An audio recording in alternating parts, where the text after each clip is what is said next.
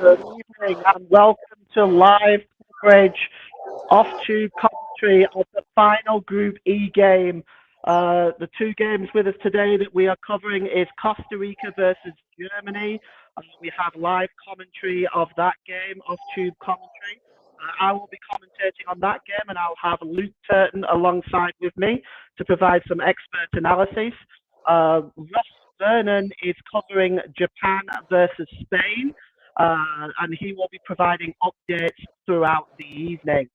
So for the time being, let's get some early team news from that game.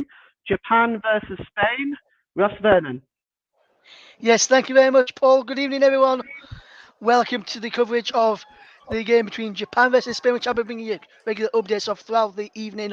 And we'll start off with the team news. For Japan is Gondo in goal, Ikatora, Yoshida, and Tanguy across the back.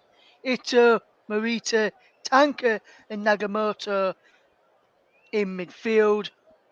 And then up front is Kamada, Maeda, and Kubo, who leads the line. As for Spain, they've got Unai Simon between the sticks, Cesar Azpilicueta, Rodri, Pau Torres, and Alejandro Balde across the back. Javi, Busquets, and Pedri in the midfield. Nico Williams, Alvaro Morata, and Dani Olmo lead the line.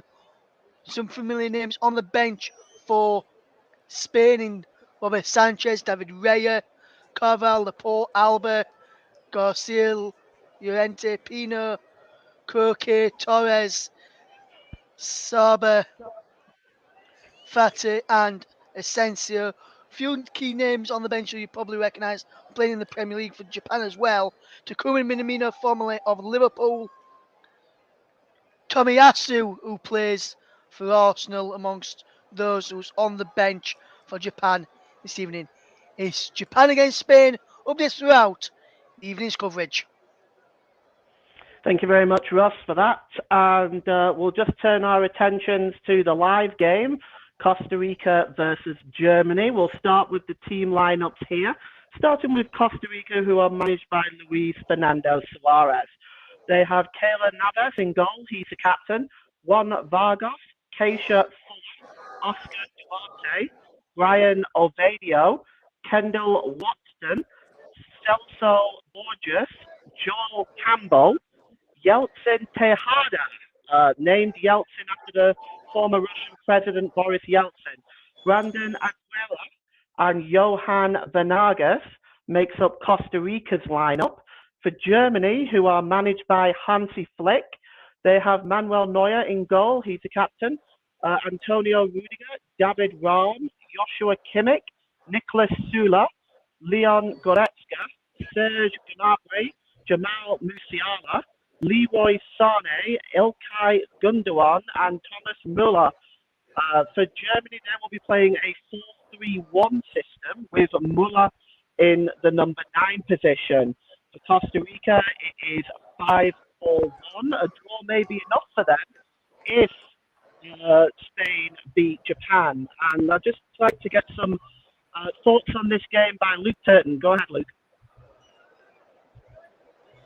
Yeah, I mean, I'm very surprised with the lineup from Germany to start off with. I mean, I'd have thought they'd have played that Fulkrug up front, seeing he was effective when he came on in the last game.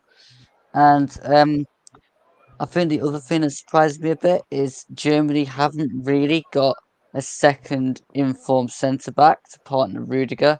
So, I mean, yeah, I think all in all, I think Germany probably will still have enough to win it, but at the minute the side is leaving a lot of questions. That is for sure. Yeah, that's true. You're definitely correct about the second centre back there. Sula has definitely not been really effective in this World Cup. Looking at the Costa Rican side, Luke, 5-4-1. A draw may be enough, but the gambling on Spain beating Japan. I think to be honest, it's a bit smart from Costa Rica. They've put wing backs in to probably hold back Gnabry and Sane, but also they've got pace with Joel Campbell, Brandon Aguilera, and then I'm not quite sure whether Venegas is quick, but um, they can counter on. That's probably what they're going to do for most of the game. So I think it's smart they've packed that kind of area in front of the goal, but we'll have to see if it turns out that way, Paul. All right. Just before I bring in Russ on his views on this game, what I want to do is just explain to you the math involved in this as to who needs what in order to qualify. Germany need to win, and they need Japan to either lose or draw. If Japan do draw and Germany win, Germany will need to win by two clear goals. Costa Rica need a win to qualify. That will be enough for them. Japan, they can afford a draw if Japan lose. So perhaps that's why the heavy on the back line there for Costa Rica. Ross, I'm interested in hearing your views for this game. Yes, well, for me, Paul, we were just speaking off air regarding some of the Germany lineup. Regarding the Germany lineup, and I was saying for me, I've not been impressed by Antonio Rudiger in the first few games for Germany, so I'd probably took him out of this game. Obviously, Schlotterbeck has not done that well, so I'd fetched in Southampton's Bella Kocha into the side, but you said different off air, which was good. You different opinions and everything, but I think Germany will probably lose this game tonight. And because yes, Spain beat them quite comfortably in the game, but then you would have expected him to beat Japan, Costa Rica. So I think it's going to be a tough game, and I think for Germany and for Costa Rica, I think the best bet for Germany is probably to hold up for try and get the win which you need to get through, obviously. But I think probably the best bet for Germany will be a point out of this game today, based on how they played against Japan. Yes, I know Spain's a different kettle of fish because got better players than Japan. But so Germany having certain extents, some are coming towards the end of their careers now in the Germany side. But for me, I think I've got I've got to put it down for Germany's best bet, probably a draw, and I think Costa Rica probably a draw as well. So I think Costa Rica and Germany will go out because I think Japan could get something against Spain, especially with some of the changes that Spain have made in their game this evening, Paul. All right. Do we have a score prediction for you from you, Russ? For me, German for the Germany game, I'm going to say I think it's going to be a score draw 1-1, and Okay. for my game, I think Japan may just nick it 2-1. 2-1 for Japan. Okay. And Luke, do we have a prediction from you? Okay, so I think I go Spain 3, Japan 0. And then for our game, I'll say Costa Rica 1, Germany 0. Okay. And I guess that leaves me.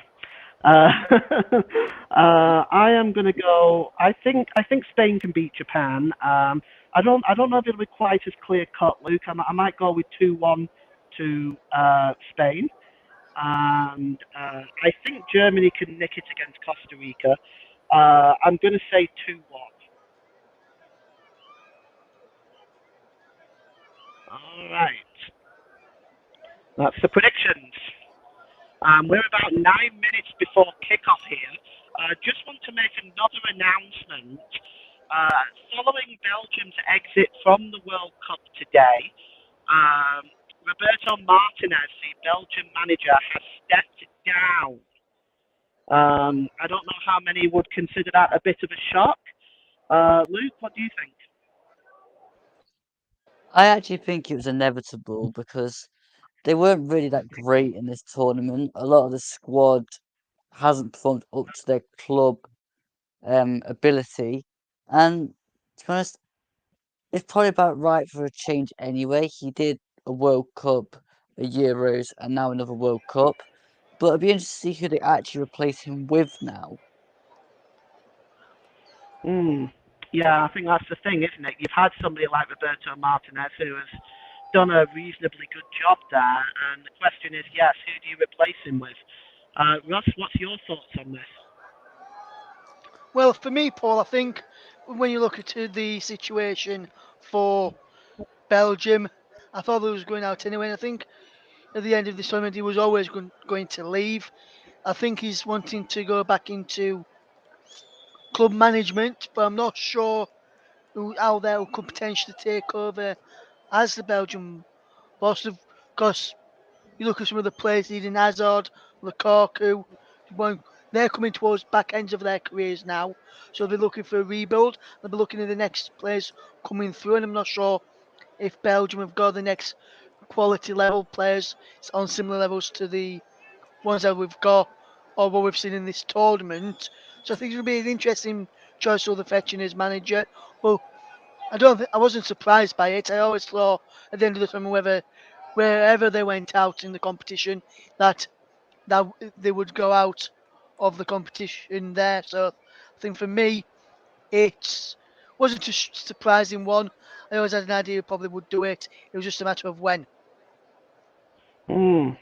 Okay, well that's interesting. For me, I kind of understand why this may have taken place. It's been a disastrous World Cup for Belgium, so I'm not entirely surprised myself personally. But like Luke said, and you touched Ross, it's going to be interesting to see who they will replace them with, who will want the job of the rebuild. But having said all that, now we've got the players on the pitch. We are going to have the national anthems here in just a moment. And Ross will be updating Spain and Japan for us. We'll be going over there if we get any action, and Ross will take us through that part of it. You have live coverage here of Costa Rica versus Germany. And just to let you know, the referee today, the referee officials, all female referees, Stephanie Prapart, Nuez Bak, Karen Diaz Medina are the officials. Let's just listen to the national anthems here.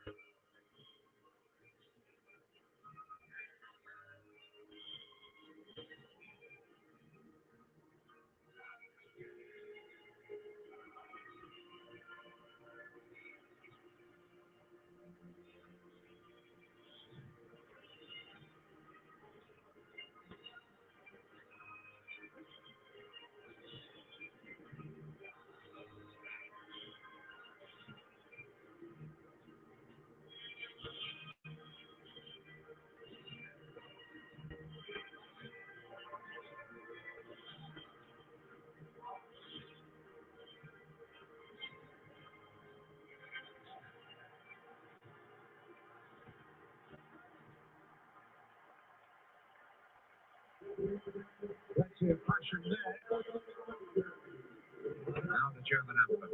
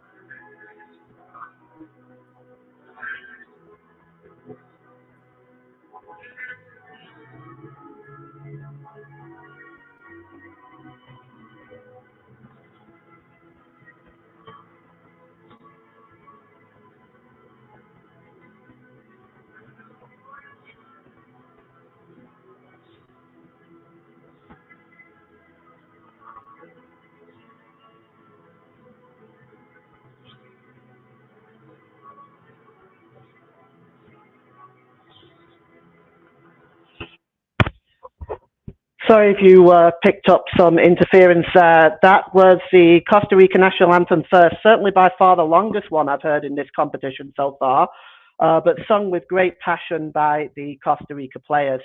Nobody sung the German national anthem more strongly than Thomas Muller. So once again, let's just revisit the teams, starting with Costa Rica. Keyless Navas in goal, Oviedo, Vargas, Waston, Duarte, and Fuller across the back. In midfield, Campbell, Tejada, Borges, and Aguela, with Venegas up front. And for Germany, it's Manuel Neuer in goal, Kimmich, Sula, Rudiger, Rahm, Goretzka, Gundogan, Gnabry, Musiala, Sane, and Müller. And our officials today, as I mentioned earlier, the first all-female officials at a men's competitive game.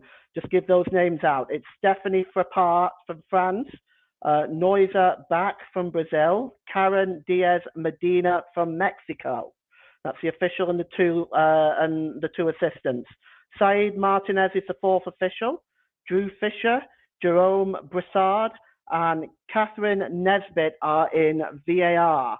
We are about ready to get underway. Germany looks like they're attacking the goal to our left. They are in their white shirts with the black stripes and white, and that looks like they're wearing white shorts today with white socks. Costa Rica in their red shirts and blue shorts. So Luke Turton, final thoughts before we get this one underway? Yeah, I mean, I'm expecting it to be a good game. I'm not expecting it to be too many goals to start off with, but I think like every other World Cup game, they'll probably start to get some goals within probably around the 30-minute mark. But we'll see what plays out, really. All right, thank you very much, Luke. Both teams just break away from their huddle. There is Thomas Muller, 121st appearance for Germany today, 4th overall, around some illustrious names. Been a legend of German football, and they will need him at his absolute best as Germany are about ready to get us underway here in just a moment once we've had that countdown. The pitch looks in absolutely immaculate condition, and already some of the Costa Rica players there down on their knees saying a prayer, and Thomas Muller just waiting for Stephanie Frappart's whistle to get us underway, and we are underway, and he plays it straight away to Antonio Rudiger. Here's Kimmich. Kimmich plays the ball long. That's just headed away there from Bojas. And it comes back in midfield, clash there with Gundogan, and already the referee has stopped play. Bourgeois is just rubbing his head there. Looks like he had a clash with Muller. Yes, that looks quite unpleasant. And of course, in all cases of head injuries, we have to stop the game. They're underway also in Spain and Japan. And we'll go over there in a little while. We'll just get some early thoughts there. Tejada and Musiala, looks like we're going to have a drop ball, and Musiala has just returned it to Keyless Navas, a Costa Rican goalkeeper. He's the captain, and he has served. This is his third, I believe it's his third World Cup, and he's got the ball in his hands now, and he just clears it right-footed downfield, just goes up the halfway line. Bourgeois goes up with that again. It's picked up on the far side by Aguela, and he's dispossessed by Ilkay Gundogan, and Gundogan then just knocks the ball back to Manuel Neuer. And Joshua Kimmich now is in the right-back position, not usually his familiar position, although he has played there before. Usually he's in a holding midfield role. Today he is at right-back. Here's Ilkay Gundogan. Gundogan over on the far side to Kimmich. Expect him to get forward, regardless of being at right-back. Here's Sula. Rudiger out on this side to David Rahm. Rahm to Musiala. Musiala's got space in front of him. A little bit of a turn. Musiala gets a shot away. Good save by Navas. Oh, he got well down to his left-hand side and made the save. Smart save by the Costa Rican goalkeeper. Good work by Musiala. cutting in front of the penalty area, just curling that shot away. Good save by Kalis Navas. And it's a corner to Germany with just 2 minutes gone. Joshua Kimmich is going to take the corner. We'll get Luke's thoughts on that in just a moment. Kimmich looks like he's going to outswing it. Well, the referee's stopped play, but all the usual suspects are in there. Goretzka, Sane, Rudiger, all lurking with menace. Corner to be taken here now by Kimmich. He's definitely going to outswing it. Now the referee has got some order in the penalty area. It is indeed outswung, and it just misses everybody, and it's cleared up at the back by Fuller, who clears the ball away. Now it's knocked on by Gundogan and goes all the way back into Germany's half. Luke, what did you think of that first chance? Yeah, I think there's a good run from Musiala and a good shot, but I think the corner was poor afterwards, though. I was expecting better corners to come in throughout the game. Yeah, it was a poor corner. It didn't seem to find anyone in particular. Here's Sula, and it's Kimmich again, and he gives it to Gundogan. Gundogan's got some space in front of him now. What's he going to do? He goes down to this near side to David Rahm. Expect him to get forward constantly throughout the game. Flicked on by Musiala, but Borjas read that very well. And Costa Rica now with Campbell can try to break away. But Germany win the ball back. Early on, this is German pressure early on. And the ball just goes out of play for a throw-in to Germany midway inside the Costa Rica half. As we just look again at Musiala's effort, and smart save by Navas. Here's Sula. Sula plays the ball forward, and it's a disappointing ball, but Germany win it back. It's Musiala, and here's Gnabry! Gnabry across the face of the goal! Oh, how did that stay out? The linesman's flag goes up anyway, so Gnabry is actually offside, but you'll see he just picks the ball up here, just strays it. Well, yes, he strays into an offside position there. He whistles a shot. It's actually a superb save by Keylor Navas.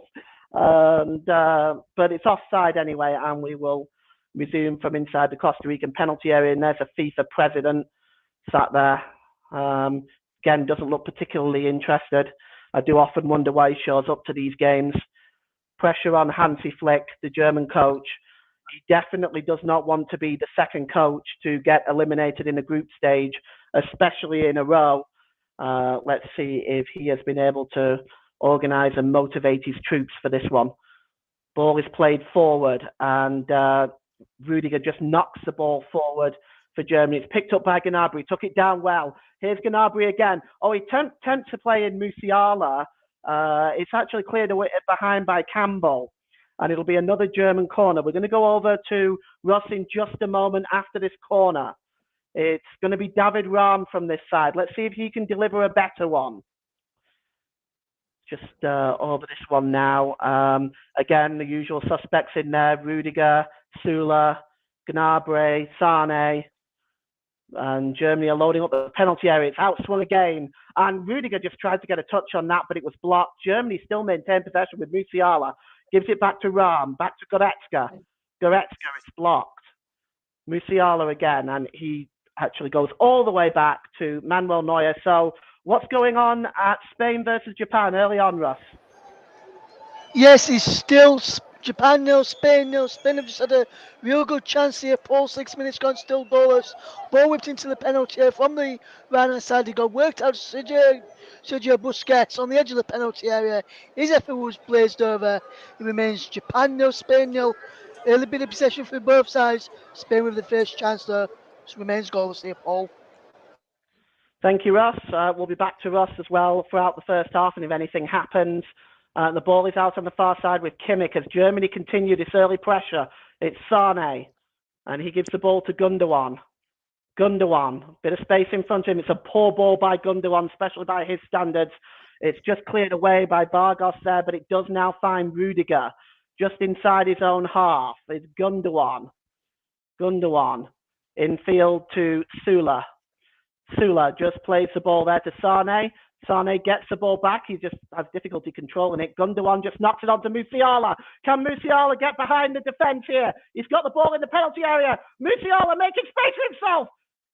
And he pulls the ball back there to, Goretzka wasn't expecting it. He pulled the ball back to Goretzka. He was unable to control it, and now Oviada has the ball, but is impeded by Jamal Musiala. There is a chance in the game for Japan in the Spain game. We'll go to that in just a second. But first, Luke, your thoughts on this early pressure by Germany? Yeah, they're having some really good moments. My question is on this Musiala one though. Why didn't he just hit it? Why did he square it? He could have just hit it. Good question. But Costa Rica are in with a chance now. And it was offside anyway. It was Venagas that was trying to get inside, but he was offside. Okay, let's go to Japan versus Spain. Russ, tell us about that chance for Japan. Yes, thanks, Paul. It was a brilliant chance for Japan, actually. It was played down the left-hand side, ball whipped across to the far post, and Ito come running in, and he just hits into the side netting. As you come to me as well, Spain on the attack side of the penalty area, with low ball in from Baldi, cleared away. Spain are still on possession, as Pedri just concedes a goal kick. It remains Japan 0, Spain 0 at 8.5 minutes gone here, Paul. Thank you, Russ. And while you was away, Thomas Muller had a gilt-edged chance. Nobody around him and a free header, and he put it wide. Will Germany regret that miss, Luke? They could regret it, but I mean, a player of Thomas Muller's standards really should be heading that on target. I'm a bit disappointed in that one, to be honest.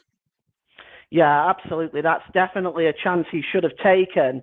If he wanted to, he could have actually brought it down, and he chose not to do that. He went for the header, but here's Sula. Sula now gives it to Kimmich, and Kimmich's ball is a disappointing one, and it goes all the way back to Keylor Navas, and he's got the ball in his hand now. And how is he going to be able to handle this pressure from Germany? He's made a couple of smart saves early on, one of which, of course, was offside. And the ball was with Fuller there, and Fuller just knocked it back to Campbell. And Germany win the ball back. And Musiala again, who's been a threat in this first half. Musiala gets the ball out to Rahm. Rahm gets across it, and there's a header! 1-0 Germany! And it's Serge Gnabry, and he is wasting no time getting that ball back to the centre circle, and Germany celebrate 1-0, and as it stands right now, they're still not in the top two because they'll need another one because Japan and Spain are drawn. But you see the cross there, but the Costa Rican defence, woe betide. That was dreadful defending. Serge Gnabry with a free header. Luke Turton, what do you think? There's a brilliant ball in from Rome and a brilliant header from Gnabry, but I've got to say, where was any chance of throwing the body towards the ball from Costa Rica? They just almost let Germany score. If we're going to do that all game, then Germany could rack up a cricket score. Well, that's precisely right, because they were caught out with Thomas Muller as well. And Germany are now putting forward, they mean business today. They have got their minds focused and they are on the ball. I'm just going to go back to Russ because there was a chance for Spain. In fact, there's been a goal. And Russ, can you tell us about that goal? Who's it for? Yes, it's a goal for Spain. Paul James in a fantastic cross in from the right hand side for Spain, and it was headed on by Alvaro Morata, who had the chance you were just talking about as well. I'll tell you about the goal first, and I'll tell you about the chance. It was a fantastic whip ball in from the right hand side, and Alvaro Morata unmarked inside the penalty area from the cross from the number 9, which is Gavi. Gavi played it back to the edge of the penalty area. Lovely ball in. In fact, it was from Cesar Azpilicueta pulled the ball in actually. Azpilicueta with the cross in. Morata unmarked. Morata heads home. Spain won upon 12 minutes. And just before that, when there was a chance, there was another header from Morata which was saved by the goalkeeper. It remains Japan 0, Spain 1. 12 minutes gone here, Paul. Thank you, Ross. And as it stands now, Germany will go through to the second round. And right now, Costa Rica just off at 6s and 7s. Here's Borjas. He plays the ball out there looking for Fuller, and Campbell went after it, but clearing up there was David Rahm. And Germany now breaking forward again, and it's Sula again, and he gives it to Kimmich. And you can tell right now that Germany are focused and they have their mind on this game. And the ball was, he was looking for Sane there and wasn't able to find him. It was cleared away by Duarte, but here is Rahm again. And he goes back to Rudiger. And here's Sula. Sula back to Rudiger. And Gundogan, patient build-up by Germany, goes down this near side to Gnabry, the goal scorer. Disappointing ball by Gnabry. It's picked up by Campbell. Campbell under pressure, and he gets dispossessed, but it's actually a foul. So a free kick to Costa Rica, and they'll have time to breathe. Right now, Luke, what do you think Costa Rica need to do to get back into this game? Show some effort. Create a couple of chances, get a foot on the ball, look like they actually want to be here, because to be honest, at the minute, they just don't. And Germany are breaking out again now, and it's Kimmich. And he gives it to Sane. Sane's got a bit of space in front of him. When he came on, he had a golden opportunity against Spain to win it. Gnabry gives it to David Rahm. Rahm gets the cross in, and it goes all the way through. Muller just knocks it back onto Kimmich, his Bayern Munich teammate, and it goes to Gundogan. And here's Gnabry. Gundogan. And here is Muller. Muller gets a cross in, and there's Goretzka! Oh, a fantastic save by Keylor Navas, keeping Costa Rica in this. A superb save.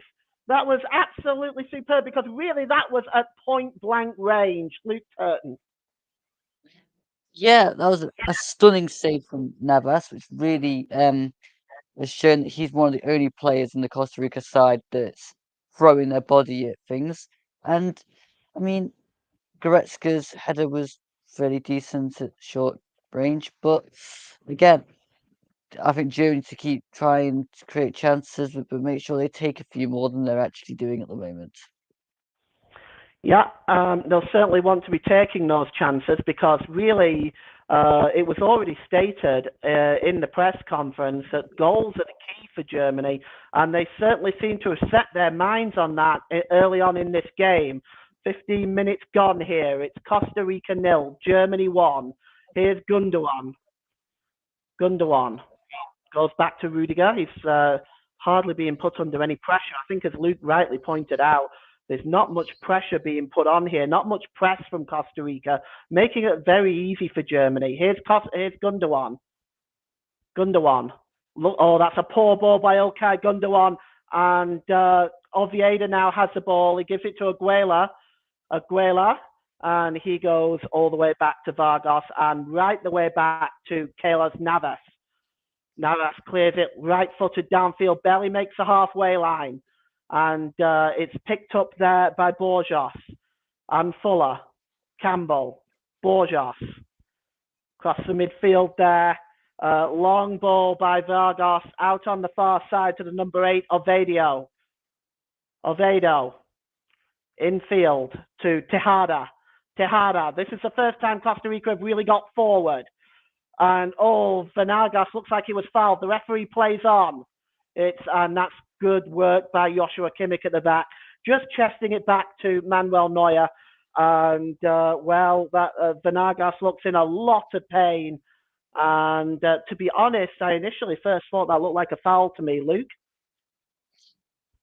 Yeah, I did too, and it's basically whacked straight into the stomach of Vargas, but obviously the ref sees it differently.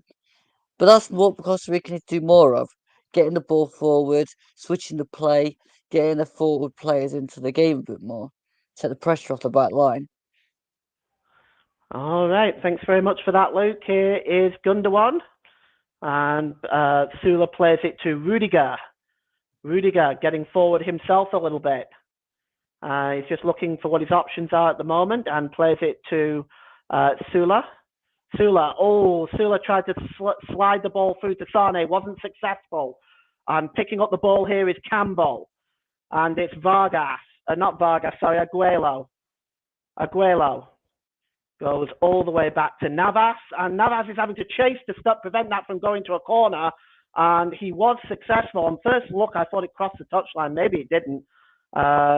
Well done to Navas for keeping it in play because that was a difficult ball back. And we've got a free kick for a foul on Fuller. So we are 17 minutes gone here, and you've got a task on your hands today, Luke. Picking the player of the match. Yes, I was right. That ball did cross the touchline. That should have been a corner, not given by the assistant on the far side. Here's Waston now with the free kick for the foul on Fuller. It's just about midway inside his own half. Let's see if he's going to go for the long ball here. He does, and it's just comfortably dealt with by Sula. But it's picked up now by Costa Rica. And here is Tejada. Tejada has got a bit of space in front of him. Who's he going to try to find?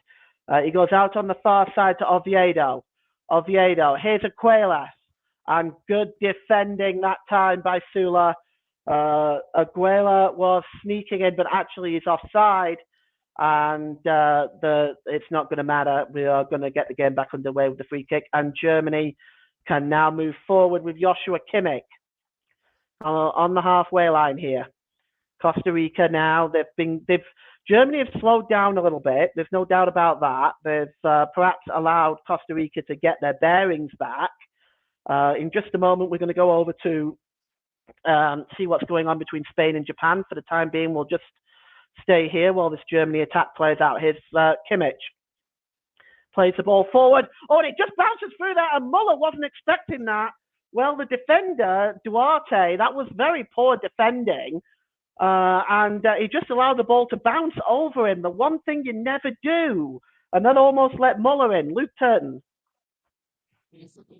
Yeah, but I'm more disappointed with the fact that a player like Thomas Muller wasn't anticipating the ball to drop into the box like that. I mean, you should always be trying to make runs, even if the ball isn't going to make it over the defence. It just seems a bit odd to me. All right. Well, picking up the ball in the midfield is Sane. And Sane, long ball. That's a wonderful ball to Gnabry. Perfect pass. And here's Musiala. Musiala cutting across, drops it back here for Sane. Sane gives it to Gnabry. Gnabry gets a cross in, and it's just knocked behind by Duarte, and it will be a corner to Germany. Well, David Rahm's going to go over on the far side to take it, and once again, the pressure being applied. We'll just wait, and we'll be going over to Russ in just a moment here after this corner. It's David Rahm to take it. He's looking at the outswinger again.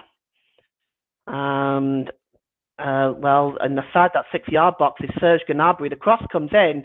I think it looks like Rudiger has gone down and he's complaining. I didn't see anything there. We'll get Luke's thoughts on that in a moment. We're going to go to Japan versus Spain. Ross, can you give us an update? Anything exciting happening there? Yes, it's still 1-0 to Spain here, Paul, and they've had a lot of possession in the last few minutes, Spain, but we aren't really creating any goal-scoring opportunities. They've got it out wide to Dani Olmo and Williams on Williams on a couple of occasions, but they've been playing it mainly down there, right-hand side. It remains 0-0, and I'm just looking on my monitor. The crowd inside this stadium this evening are doing the Mexican wave. So no real goal scoring opportunities to last with me, Paul. It still remains Japan 0, Spain 1. 21 almost 22 minutes gone here, Paul. Thank you very much. And just as you rejoin us, Costa Rica just picked up the ball in midfield, and it's Vargas. Vargas out on the far side to Oviedo. Oviedo challenged by Sane. The ball goes out to play for a throw into Costa Rica. Costa Rica have the throw in midway inside their own half. Now, Luke, did you see anything with that Rudiger challenge? I did not see anything, but he seemed to be appealing for a foul.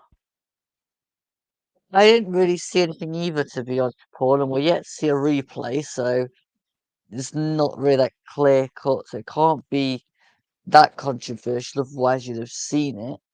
But talking of which, Yeah. Oh yeah, Rudiger is looking for it. Rudiger is looking for it. Now he has his arm around him. Weston has his arm around him, but I don't think there was anything in that. He was definitely looking for it.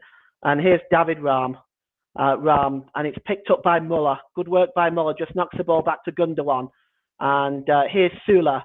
Sula been getting forward a lot in this game. And it's the move breaks down, but Germany do win the ball back with Kimmich. Kimmich gets the ball across to Musiala. Musiala fails to control it, but here's Gnabry. Gnabry back to Musiala as he attempts to dance through again. Back to Gnabry. Good defending by Tejada. Just blocked Gnabry from getting control of that ball. And there's Campbell, and he gives the ball to Aguilera. Aguilera back to Campbell. Campbell, he loses the ball under pressure, and it will be a throw-in.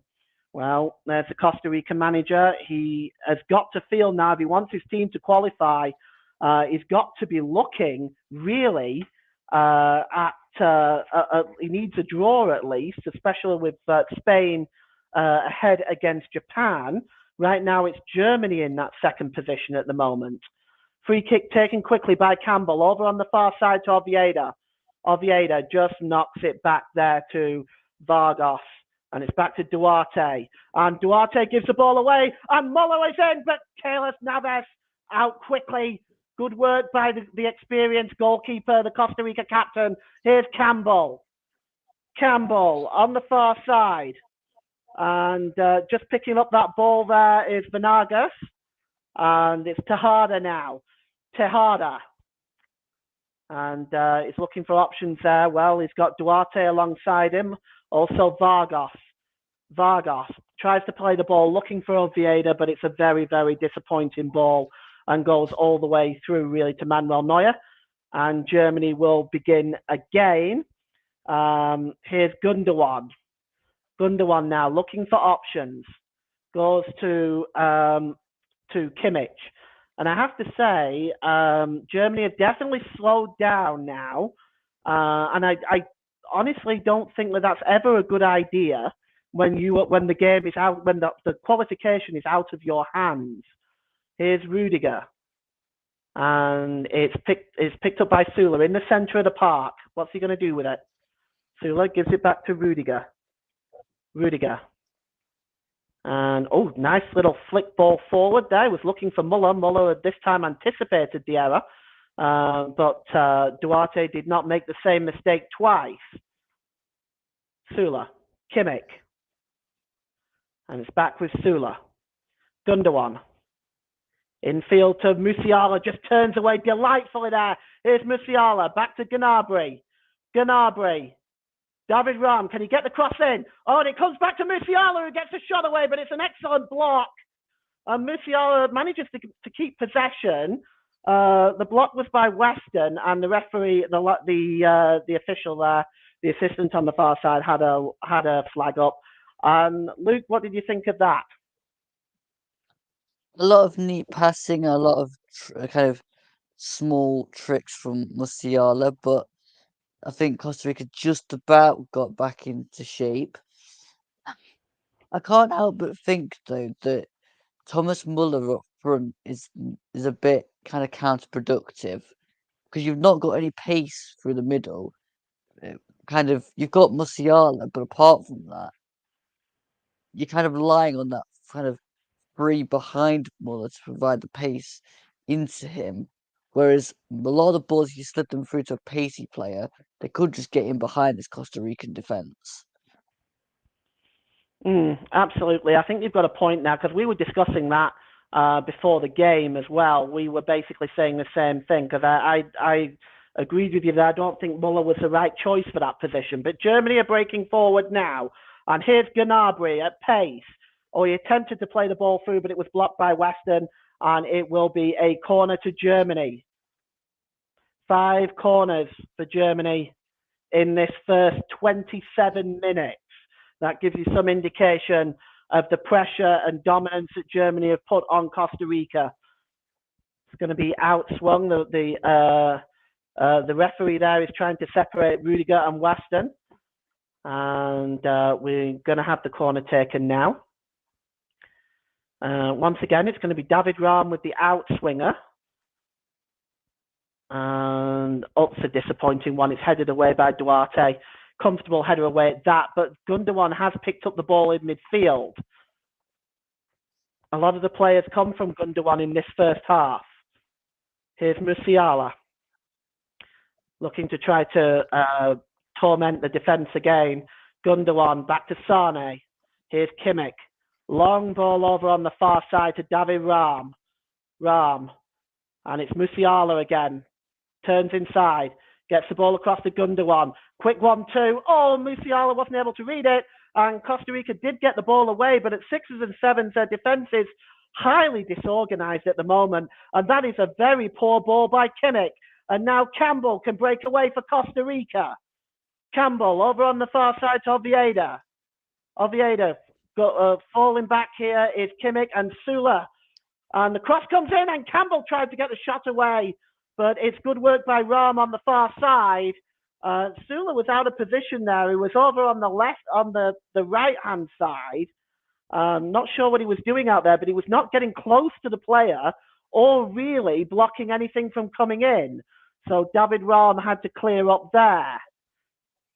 And the ball now is with Sula. Nicholas Sula. Let's see what he can provide here. He gets the ball out to Kimmich. Kimmich back to Sula on the halfway line. Here's Rudiger. And he gives it to Rahm. Back to Rudiger. And Rudiger's ball is a disappointing one. And now Costa Rica can see if they can break, but they give the ball away through Campbell as well. Sloppy play. Here's Musiala. Musiala gets it back now to Goretzka. And Kimmich here, it's giving it to Gundogan. Kimmich. Over on the far side there is Muller, out of position really for a number 9. Here's Gundogan, and it's back with Musiala. He's dispossessed, but the ball breaks to Gnabry, who gets a shot away, and it's blocked by Weston. It'll be another corner to Germany, as Costa Rica are really defending for their lives here. Half an hour gone. We're going to go back to Russ in a few minutes. Perhaps after this corner, we'll just see what plays out here. The referee, Stephanie Frappart, still trying to keep order in the defence. And 30 minutes gone, it's still Germany with the 1-goal lead. It's outswung again. This time it's headed out by Duarte. And maybe Costa Rica can now break. Storming through the middle is Tejada. Germany chasing back. And it's out to Oviedo. And actually that's Aguela with a cross. It's a disappointing one, and Kimmich deals with it. And it goes back to Emmanuel Neuer. Ross, what's going on? Spain versus Japan. Yes, it's still Japan 0, Spain 1 here, Paul. 31 minutes on the clock. Spain have had a lot of possession since his last win. We've not really created much in terms of goal-scoring opportunities. Japan have had a few chances, off opportunities, and off efforts on goal, but nothing to write home about so far since your last win, Paul. This remains Japan 0, Spain 1, 31 minutes gone here. Thank you very much, Ross. And Keylor Navas has the ball in his hands. And Germany are still with this slender 1-goal lead. Luke, do you see any hope of Costa Rica getting back in this? Do you see that they're starting to put some things together now? They're passing it a little bit better, but I don't think there's nothing clear cuts come just yet. If they keep going at this pace, if we play till 120 minutes, then possibly, but I can't see it in the 90. All right, thank you very much. We're just looking at an interesting stat there. The ball comes in. We're just looking at an interesting stat there. It seems that Jamal Musiala has picked up the ball from defence to midfield more than any other German player at the moment. And here's Kimmich now. He gives the ball to David Rahm. Rahm. And it's Gnabry. Serge Gnabry. He's got options with him. He chooses to give the ball to Kimmich. And it's out on the far side to Gundogan. Gundogan tries to get the cross in, but it's blocked by Oviedo. And Oviedo trying to motivate his defence, screaming at them, perhaps to wake up a little bit. And certainly he has a right to do that because Costa Rica's defence so far has been at 6s and 7s, highly disorganised. Here's Rudiger, and it's Rahm. Back to Rudiger. And Rudiger is looking for Gnabry. Germany continue to put the pressure on, looking to create more chances. Gnabry, Gundogan, sorry. Gnabry. And here's Goretzka. And it's Kimmich. Kimmich swings the ball in, and it just misses everybody. What a shame there was no more forwards in there. And well, he might shake his head because that was a superb ball delivered into the box there. It's going to be a throw into Costa Rica. Luke, what about that? Why is nobody else gambling on it? Like, exactly. If they're happy to keep overturning the possession, and then Costa Rica overturn it back to Germany, then I might have to bring out my ball retention rant again, Paul. Well, you're definitely correct. Somebody should have been gambling on that because that was a $1 million ball into the box, really, to coin a phrase. Rahm plays it across. Oh, and Goretzka was chasing in there but wasn't able to get there. And Costa Rica now clear it. And it is Fuller. But Fuller is dispossessed. Gnabry just slid in there and got the ball back. Here's Gundogan. And Muller. Not Muller, sorry, Goretzka. And the ball is shot. The shot is in there. And Navas spills it. And he almost spilled it right at Goretzka's feet. Well, you wouldn't expect that from Navas. I got to be honest with you. If Goretzka might have been a bit more awake to that, he would have got there before Navas. Let's look at this again. It starts with Kimmich's strike. And it dips viciously, to be fair to Navas. But, well, you got to wonder why. Well, maybe Goretzka should have been a bit quicker. Luke, what do you think? I personally think that every part of this Costa Rican team is starting to shake. As in, even the confidence of Navas is starting to shake. Well, here's now. Well, this looks like there might have been a foul there on Campbell. The referee allows the game to continue. And here's Aguela bundled over. The referee says no. And Germany have the ball back with Sula. And Sane. And he gives the ball to Gundogan. Gundogan just knocks it back to Rudiger. And the ball is out to David Rahm. What's Rahm going to do with it here now? Rahm gives it to Rudiger. To Gnabry, to Musiala, who turns beautifully. Musiala! Oh, he tries to get the shot away. And it will be a goal kick, in fact. Musiala, it was a beautiful turn here by Musiala. Just gets away from the defence. He should have shot earlier, really. And I think if I have a criticism of Musiala's game is that he doesn't get the shot away soon enough. Luke, your thoughts on that last chance? Well, pace is opening up the Costa Rican defence, but one, they're not doing it often enough. Two, because they slowed down, it's now hard to get back into the rhythm. And three, why was that not hit on the first or second touch? Why did he try and go like 4, 5, 6, 7? Oh, now I'll hit it, but now I'm too far across and it's going to go too far past the post. Honestly, sometimes I just want to scream at some players. Well, it's definitely, I think, a weakness in Musiala's game is that he just doesn't get the shot away soon enough. There's certainly been 2 or 3 times in this first half when he could have got the shot away. But he is only 19, and I'll try to give him the benefit of the doubt in these situations. These are the things he'll learn as he gets more and more experience. Here is Rudiger, and he gives the ball to Gnabry. Back with Rudiger now, almost operating as a quarterback at the moment on this team. Here is Gundogan. Germany just knocking the ball around, keeping possession, just patiently waiting for the opportunity.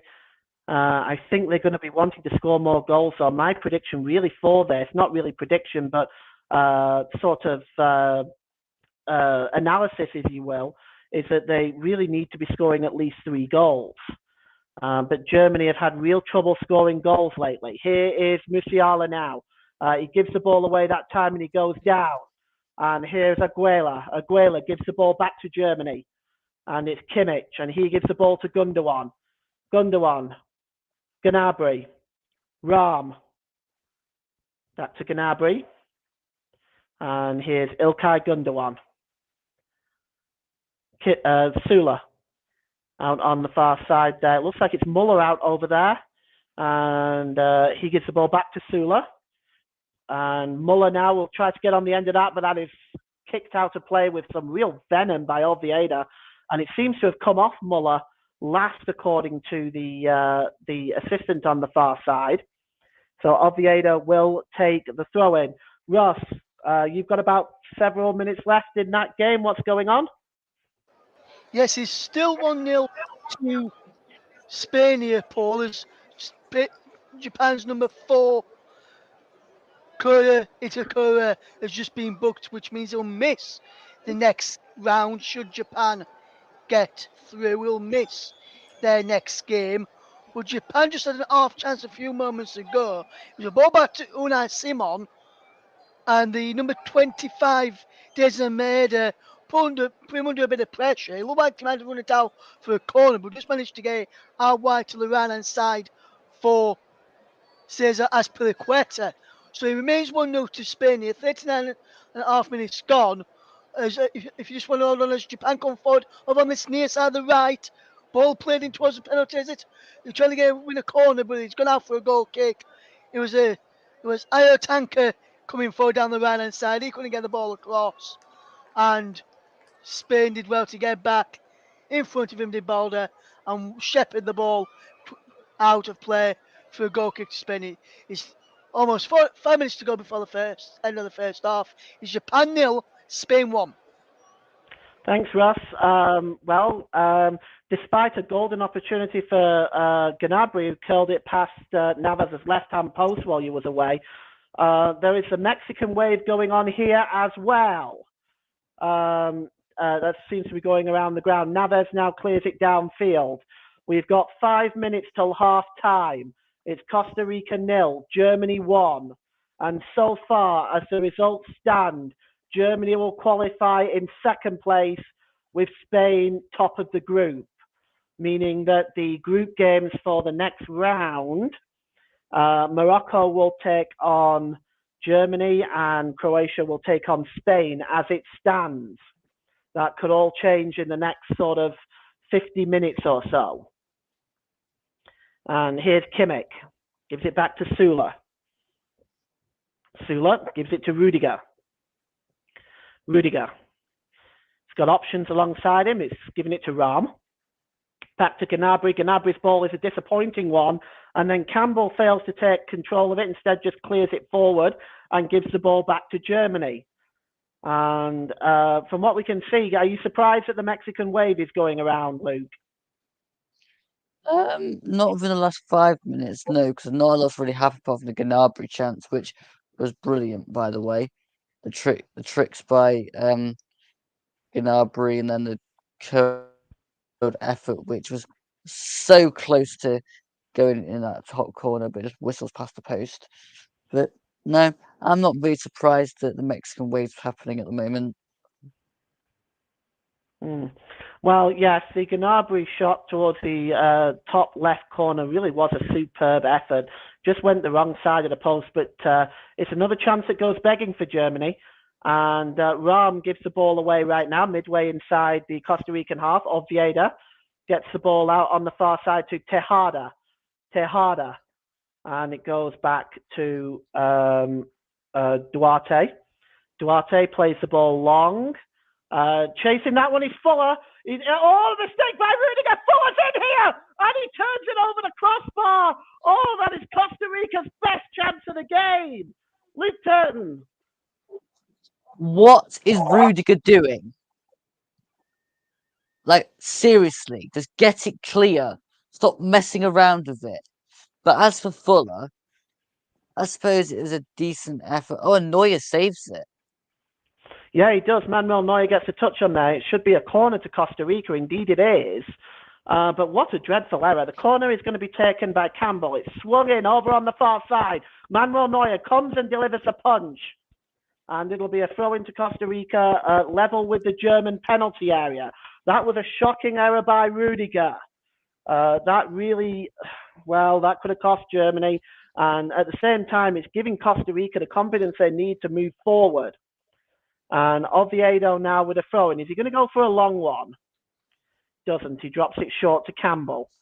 Campbell does a quick 1-2 with Oviedo and gets the ball back. Campbell just under pressure, but he's able to turn.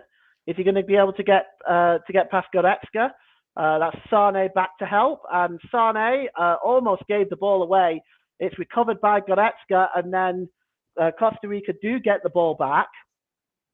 But they go all the way back to Navas.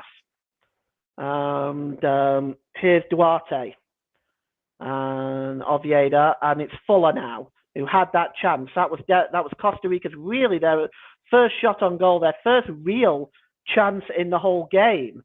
And here's Oviedo. Campbell. Cross comes in, and it's missed this time by Sula. And, Venagas was not able to take advantage of it, but that's more sloppy defending from Germany. Luke Turton, what do you think of that? That was dreadful, eh? The German team have just got a bit complacent, in my opinion. They've got a bit relaxed and thinking, oh, we can just keep popping the ball around and expecting to just roll in a couple more goals. They need to wake up to the fact this game is only 1-0. If they slip up and Costa Rica capitalise, that'll be 1-1. So they need to get a grip and score another goal.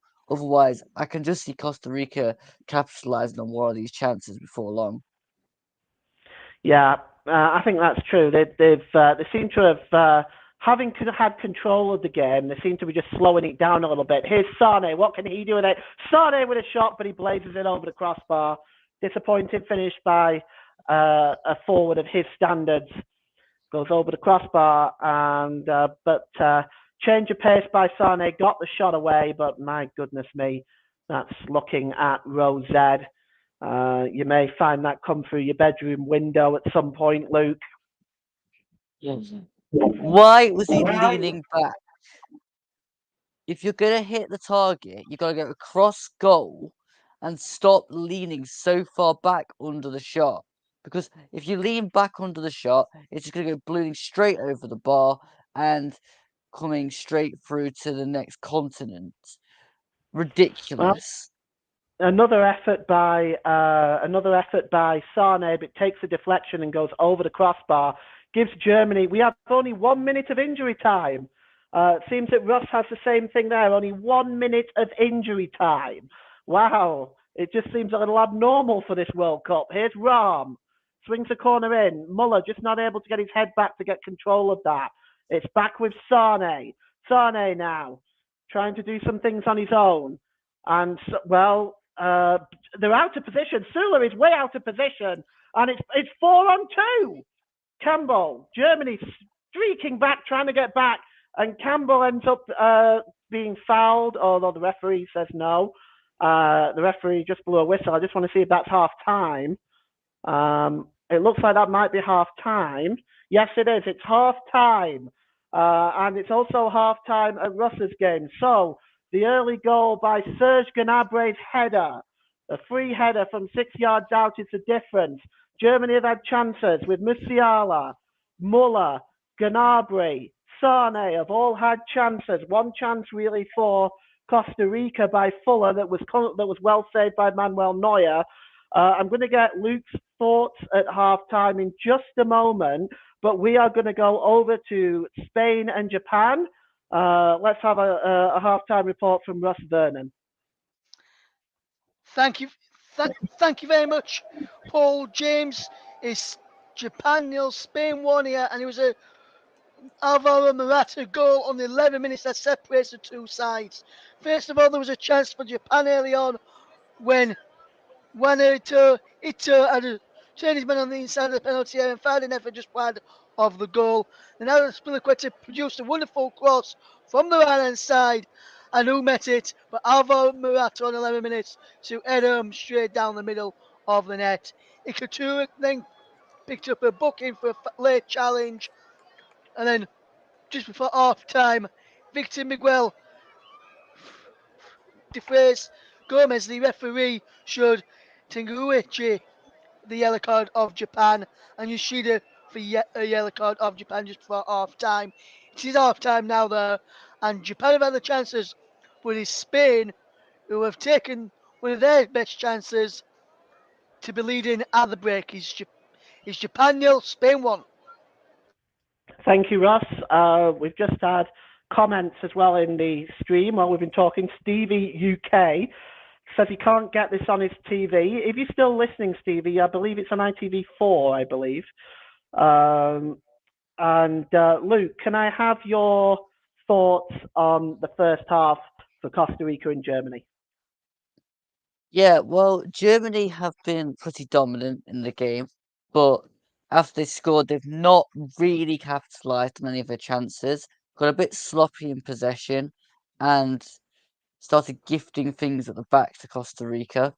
Costa Rica have been pretty poor, but the one chance they did have was a fairly decent one from Fuller. But on the whole, I still think there's a few more gears to go up into. But also, I'm a bit nervous. We got 1 minute of added time in the first half, so I'm sure that the officials will try to make up for that in the second half. We got 1 minute of added time in the first half, so I'm sure that the officials will try to make up for that in the second half. All right. What I'm going to do is I'm just going to put the on a break, put us on a break for the rest of the first half.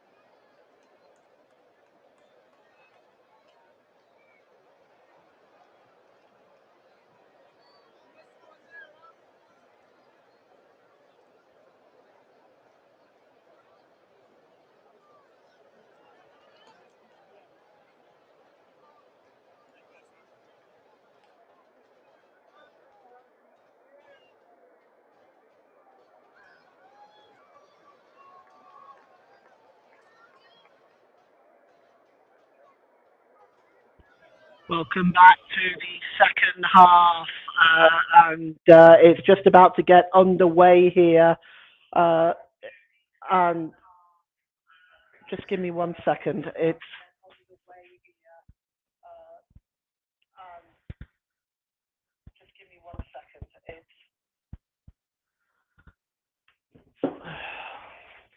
I don't know what had happened there. Anyway, we're back underway. Here's Joshua Kimmich, and second half is also underway at the other game between Japan and Spain. And here's Sula, and we'll just get Luke's thoughts in a few minutes as well at the start of this second half. And here is Sula. Just making sure Germany. There has been a substitution on the Costa Rica side and the Germany side, actually. I'm just going to go through those substitutions with you. Aguela has gone off for Costa Rica.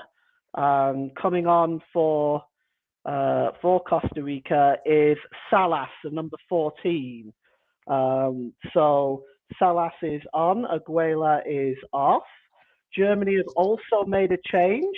Leon Goretzka has gone off, and Lucas Klosterman has come on in his stead. So we'll just confirm that. And Luke, any thoughts on that substitution? I'm a bit irritated by the Costa Rican sub because I thought Aguilera didn't have much of a chance to show what he could do, and before he gets plucked off, and he's only been put on for odd spells in the other two games. So God knows what the Costa Rican manager was expecting to see from him in the games that he's actually played to not even give him a full 90 minutes. As for the Germany change, again, I'm a bit surprised that Klosterman's come on for Goretzka. I think Goretzka had been okay in the first half. I'm struggling to understand what this change might be for, to be honest. The ball is long now, and it's picked up by Rudiger, and he goes all the way back to Manuel Neuer. We're just going to see where Klosterman might actually fit into this team. It's just hacked away there now by Waston, and it's going to be a throw into Germany. And it's taken quickly. And here's Musiala, and he gives it to Kimmich. It looks like Klosterman is going to just settle into that holding midfield role. So it is like for like, if you will. And here's Leroy Sané now with the ball. He's about to take the throw in. And it finds Sané. Klosterman, first touch on the ball for him. Here's Gundogan. Long ball on the far side to Kimmich, and Musiala just trying to dance inside again. Musiala is dispossessed this time by Weston. There's been a goal at the other game. Let's go over there right now. Thank you very much, Paul. James, and it's Japan 1, Spain 1, and it's the substitute who's come on at half time. He's done it again. He did it in the game against Germany, and he's done it in the game against Spain. Done with the shot from the edge of the penalty area. Unai Simon got a touch to the ball, but he couldn't keep it out. It's Japan 1, Spain 1. He's one of the two substitutes that Japan fetched at half time. Mitoma also came on. Kubo and Nagatomo went off.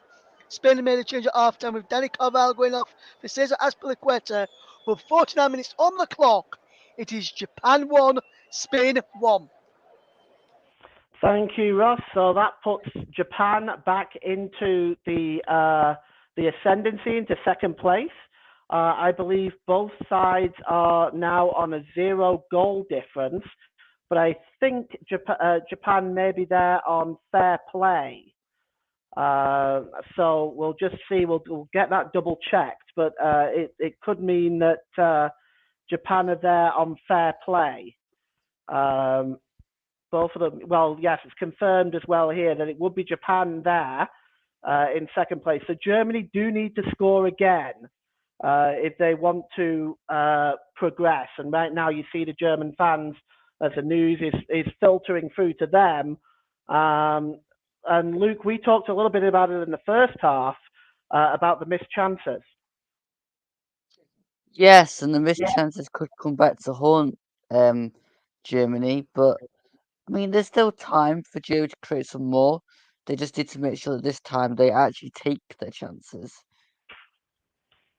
Okay, well, it's picked up on the far side there by Kimmich, who goes all the way back to Manuel Neuer. Neuer gives it back to Sula, and Sula gives it to Klosterman. Sula. And played forward now, looking for Musiala. Musiala might be as well to try to, if he brings players towards him, it might be as well to pass the ball, because he seems to be able to pull players out of position. And that's a lovely little ball flicked on by Venegas. Here's Oviedo. Oviedo now for Costa Rica. Back to Venegas. Venegas dinks the ball in, and Rudiger is up there along with Campbell, and it's hacked away. So all of a sudden, Costa Rica are now putting on the pressure, and there's been a goal disallowed at the other game. We'll go to it in a moment, Ross. We've just got a Costa Rica throw-in level with the German penalty area to be taken by the substitute, Salas. And now it's picked up here on the far side. And it's pulled back with a shot for Fuller, and it's blocked. And all of a sudden, Costa Rica are putting on some pressure here. It's Salas now with the throw-in. It's Germany's turn to look like sixes and sevens a little bit. It's picked up here by Duarte, and the shot is straight through to Manuel Neuer. And Ross, tell us about that goal disallowed, would you please? I will do, Paul, and the ball, VAR is still actually checking it. It was disallowed originally. The ball came across from Duran, who's scored the who scored the equalising goal for Japan. It came back across. Ball came across from the right-hand side. It came back across in. The ball all of the ball went out of play, from what I've seen on the monitor here. He's gone back in, and Tanker's put it in with his knee. VAR checking whether all the ball's gone over the line. It's currently 1-1. It could potentially be 2-1 to Japan. We've played 52.5 minutes here. The VAR is still checking it, but it clearly went behind the line for me.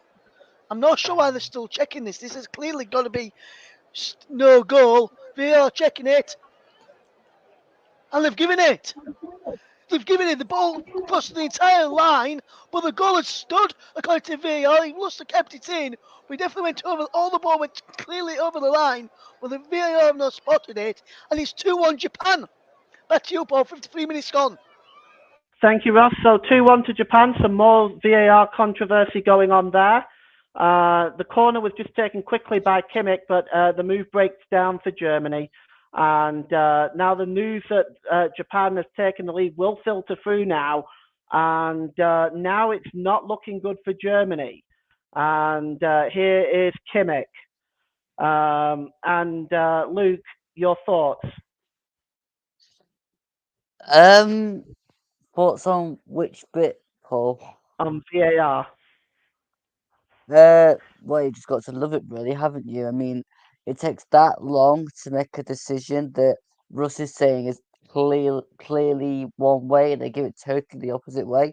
That just about sums up VAR.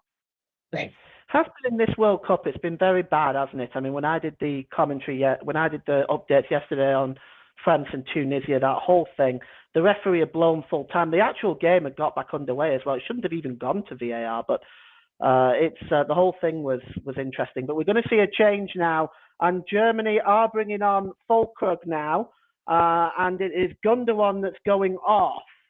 So Gundogan is going to be replaced by Nicholas Fulkrug. His goal against Spain bailed Germany out in that other game, in the second game. But Gundogan is the sacrificial lamb in this case. So all in all, has played quite well today. It's a corner to Germany, and it's going to be taken by Joshua Kimmich. And he's going to swing this one. He's going to outswing this one by the looks of it. And It's long. It goes, well, it just escapes everybody. But in the end, it finds Musiala, almost completes the full length of the pitch. Musiala dancing around again, gets it back to Gnabry with a shot, but it bounces back to Kimmich. And Kimmich now gets the ball back to, and the shot is disappointing by Leroy Sané. Well, that is a disappointing effort by Sané, similar to the one he did in the first half, got way underneath it. And Naves now is going to take the goal kick. Another disappointing effort by Sané, Luke. Yeah, it was really disappointing. But my bigger criticism, Paul, is are Germany capable of taking a corner? Like, seriously, they've all been so poor tonight. Yeah, the corners haven't been great, have they? They've been too long. They've been delivered into areas where the majority of the players are not there. Could it be the fact also the positioning of the players in the box that might have had a role to play in these bad corners? Possibly, but surely if that's the case, then somebody somewhere should notice that and pull the players around and go, no, you should be here. Because really, they should be worked on before the game. And it's either the players aren't in the right place or the player taking the corners just can't get it into the areas that he should be getting into, at which point he should be replaced in taking the corners. Yeah, that's a fair point. And here comes Musiala now, breaking out. He's got options with him, Muller, and also on the far side is Fulkrug. And, well, he's just holding the ball up now, he's dispossessed that time. A clumping header by Weston. That was a meaty challenge. Oh, dear. Play continues now, and we've got on the ball there is Borjas, and it's Campbell now, and the ball is long, looking for Venegas, and the ball goes out of play, and it's going to be a throw-in for Germany. Klosterman takes it quickly, gives it to Manuel Neuer, and Germany are facing World Cup elimination unless Japan can get back, unless Spain can get back into this. Here's Campbell. Campbell now moving forward. Oh, and here's Fuller. Fuller's got some space. He gets the cross in, and there's Campbell. Oh, good save, and it's Tejada. It's 1-1. It's 1-1. And once again, some very, very sloppy German defending.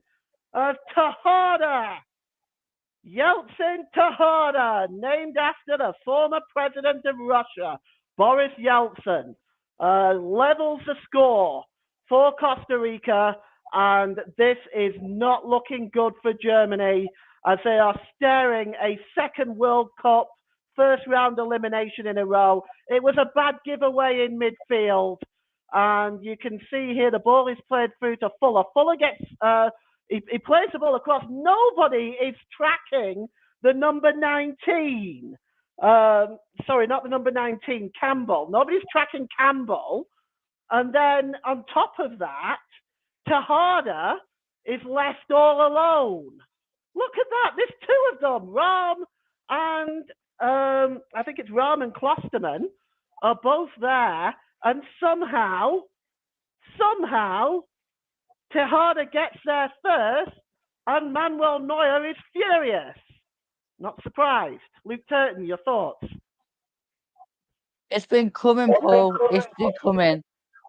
The thing is, Germany have got so complacent in their play since they've scored that I said it at half time. They've got to get a grip, otherwise Costa Rica will score. And Costa Rica have scored. And I mean, there's 4 players at the back for Germany, and not one of them decided to pick up either of Campbell or Tejada as they entered the box. Like, what are they expecting them to do? Just miraculously disappear out into thin air? They're going to put the ball in if you don't track them. It's basic defending.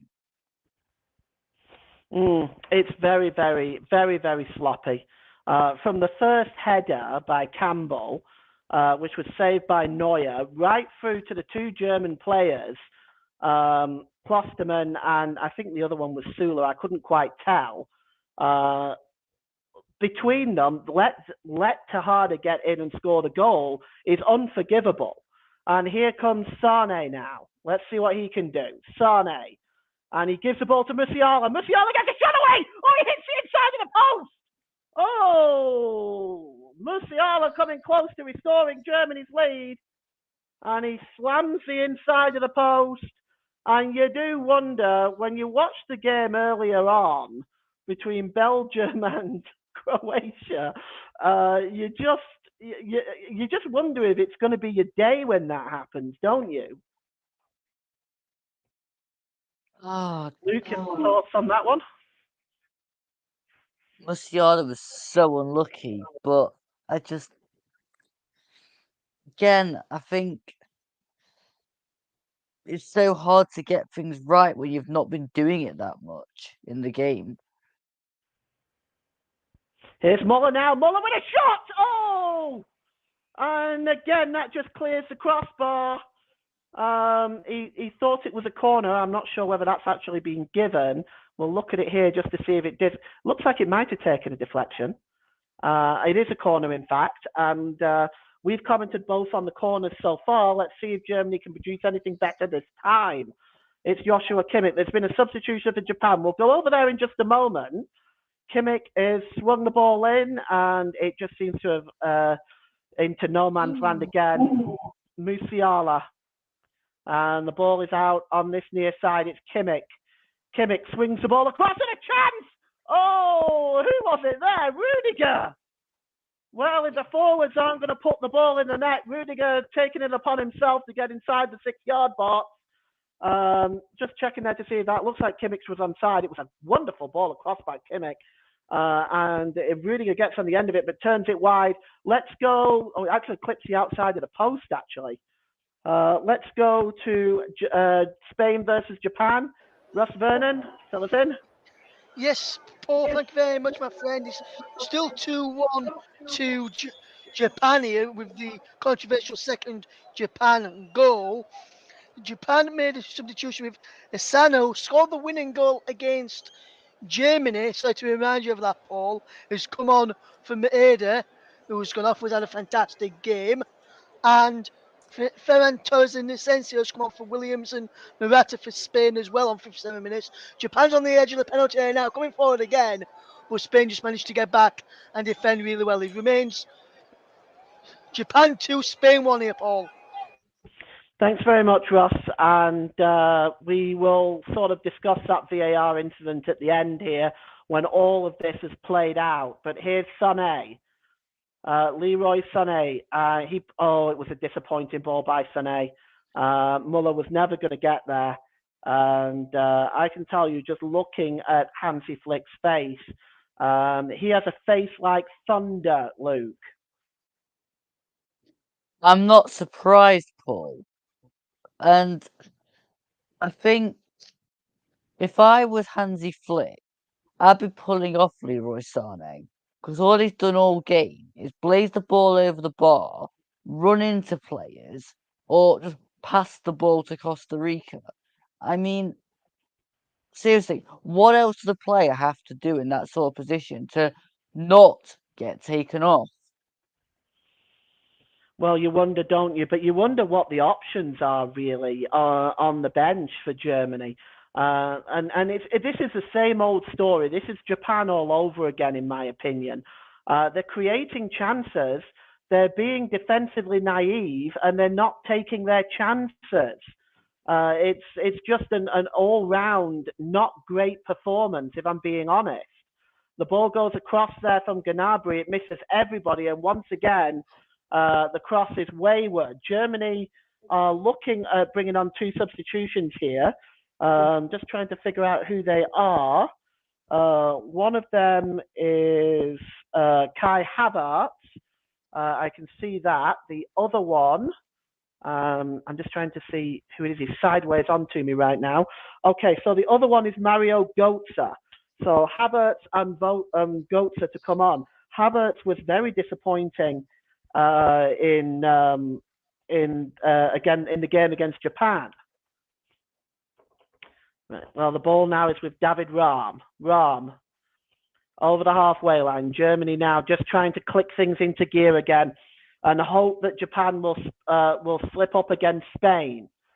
And here now is Fulkrug. Fulkrug got a bit of space in front of him. Tries to play the ball on there, but Costa Rica win the ball back. And there's a long ball forward there. Chasing it is Fuller, who Fuller is actually been operating more really in a wing back role, but he seems to be getting the further forward right now. Has been for most of this second half. So here come Germany now with Musiala. What can he do? Musiala, it's a bad ball in the return. It was disappointing. The return ball from Fulkrug to Musiala. Changes coming for Germany now. Number 3, David Rahm is going off, and so is Thomas Muller. Have to say, I'm not surprised about Thomas Muller. David Rahm has been busy down that left-hand side. Your thoughts on these substitutions, Luke?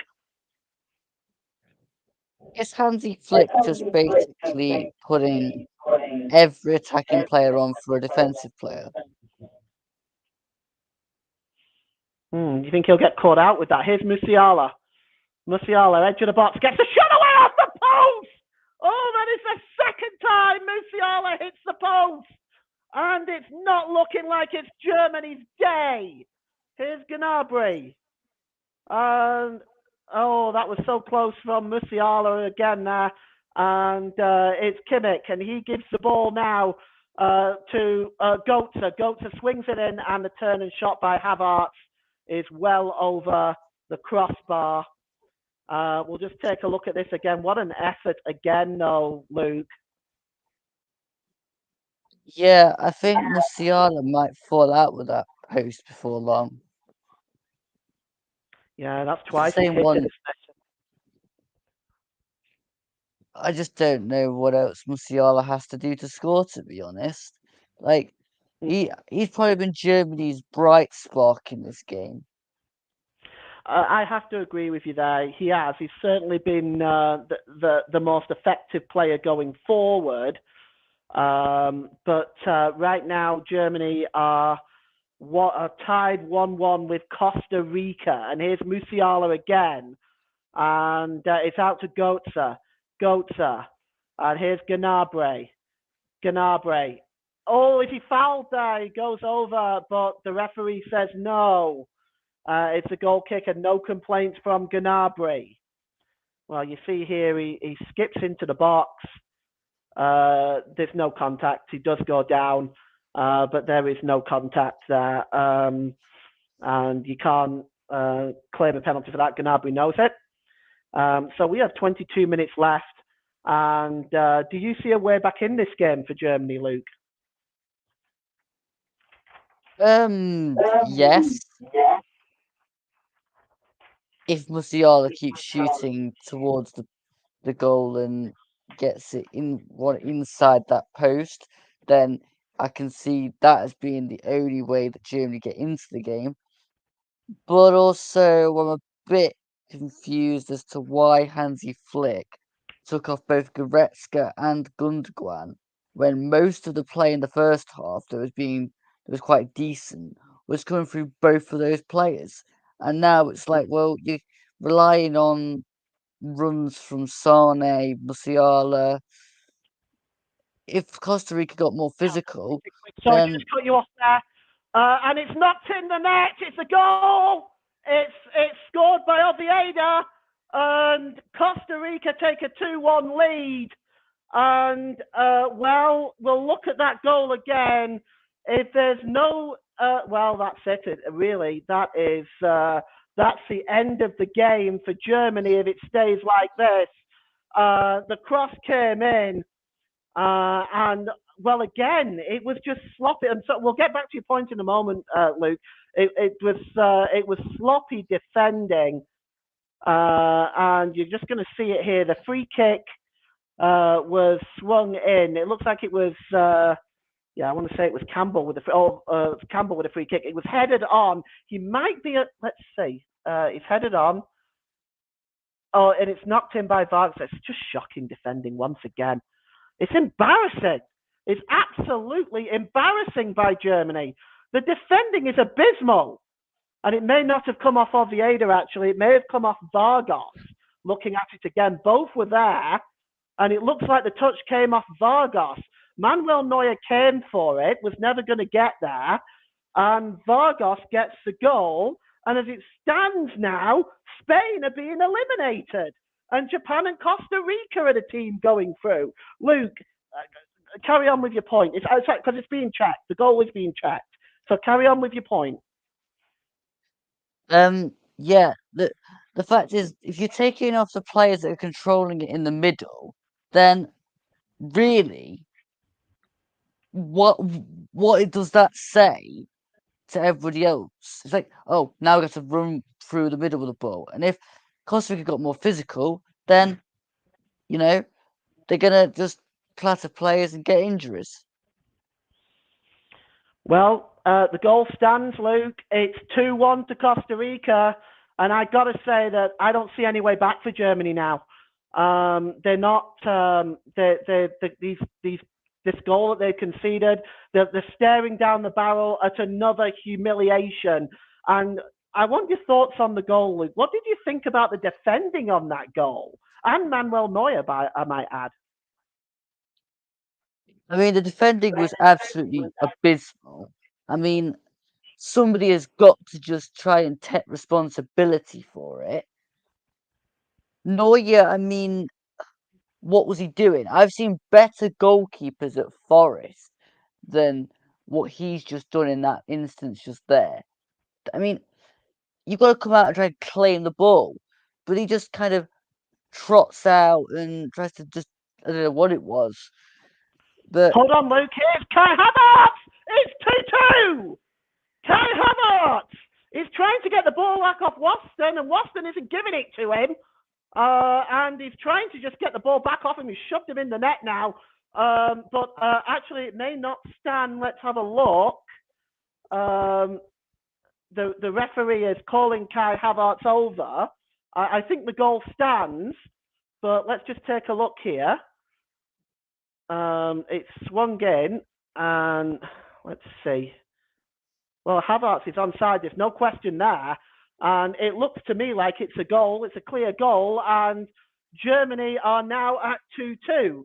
So it changes once again. And this topsy-turvy group just continues to keep on giving. And Luke, sorry, please do finish your thought. I'm sorry I've had to interrupt you a few times. Please go ahead and finish your thought. I'm just going to keep talking, Paul, because every time I start a point, somebody scores. So, the Neuer's goalkeeping for their goal was embarrassing, but the defending from Costa Rica on the Kai Havertz goal is even more embarrassing. You're now 2-1 up as it was, and nobody even tries to make a tackle, make an interception on that ball to Havertz. Unbelievable. Yeah. Well, we're seeing just a couple of quick substitutions. Juison Bennett from Sunderland has just come on, and the game continues here. And I'm just going to get all the substitutions together for you. Bennett and Zamora have come on, and coming off for Costa Rica is. It looks like we'll get those substitutions for you in a moment. Just give me 1 second here. Yeah, so it's Bennett and Zamora on. I believe Fuller is one of them off, and I'm just going to find out who the other one is. But Costa Rica are moving forward now. And the ball is with the number 12 here. And he plays the ball across. And it just goes out of play. It's Campbell there played the ball across. And it's over on the far side to Salas. And the ball goes out of play. Just give me a second while I figure out who that other substitute is. As it stands, I am not sure yet. It was done very quickly. The cross comes in. It's just headed away by Sula. And Germany now breaking out with Musiala and Kai Havertz on the far side. And he plays the ball in. And it looks like it's a chance. Oh, Falkland over the crossbar from 2 yards out. Excuse me. That actually looked like, I do not know what to make of that, Luke Turton. This just came across. It was Havertz initially. Sane then picked up the ball. The cross came over to Fulkrug. It was actually an amazing save. That is a fantastic save from Kailas Navas. Luke, talk us through that. How did he make that save? From sheer brilliance, Paul. That was an amazing save from Navas, which probably could have injured him in the process. But wow, I mean, Germany might still regret these chances that they've not been able to put in, but also probably the corners as well. I've still not been impressed with the corners since I last mentioned it. So we'll make it an interesting end to this game, Paul. Yeah, it's another corner here by Kimmich swinging it in, and this time it was a better delivery, but it's back with Joshua Kimmich now. The substitutions, Morata is on for Venagas, and Bennett is on for Fuller. So those were the substitutions. And so I'll just cross some of these guys off. Venagas. The ball now is with Bennett, the Sunderland player. Bennett just it's under pressure there, but he manages to find Campbell. Flicked on. Germany do win the ball back, but it's Kai Havertz. Havertz now moving forward. He's got options in front of him. And he finds Sané. And he gets the cross in there. Tries to get the cross in, but it's blocked by Weston. It's going to be a corner. I want to say that was Sané. It wasn't. It was actually Gnabry. It is a corner to Germany. And right now, these changes that have been made for Costa Rica just might affect the way this game is going. But Germany have come so close to scoring with that fantastic save from Navas. Here's Kimmich with the corner now. It's swung in, and the header by Rudiger, and Rudiger is claiming it came off Weston last, and he's got the corner, and it'll be another corner for Germany as they try now to get 13 corners for Germany today. They really haven't taken advantage of them as much as we're going to go to the other game in just a moment. Corner is swung in. It's just headed away there. And chasing this one at the back there is Matarita, the substitute, and it goes out of play. It's going to be another throw in here, and it looks like it's going to be a Costa Rica throw in. So we are going to go and see what is going on between Spain and Germany. It's still Japan 2, Spain 1 here. Poland is a fantastic game so far. Here comes Spain down the far side as you just as they try and work a ball into the box, but Japan have got everyone behind the line. Mike Honeyman is in. It'll be interesting to hear that Tomiyasu of Arsenal has come on. Kameda went off.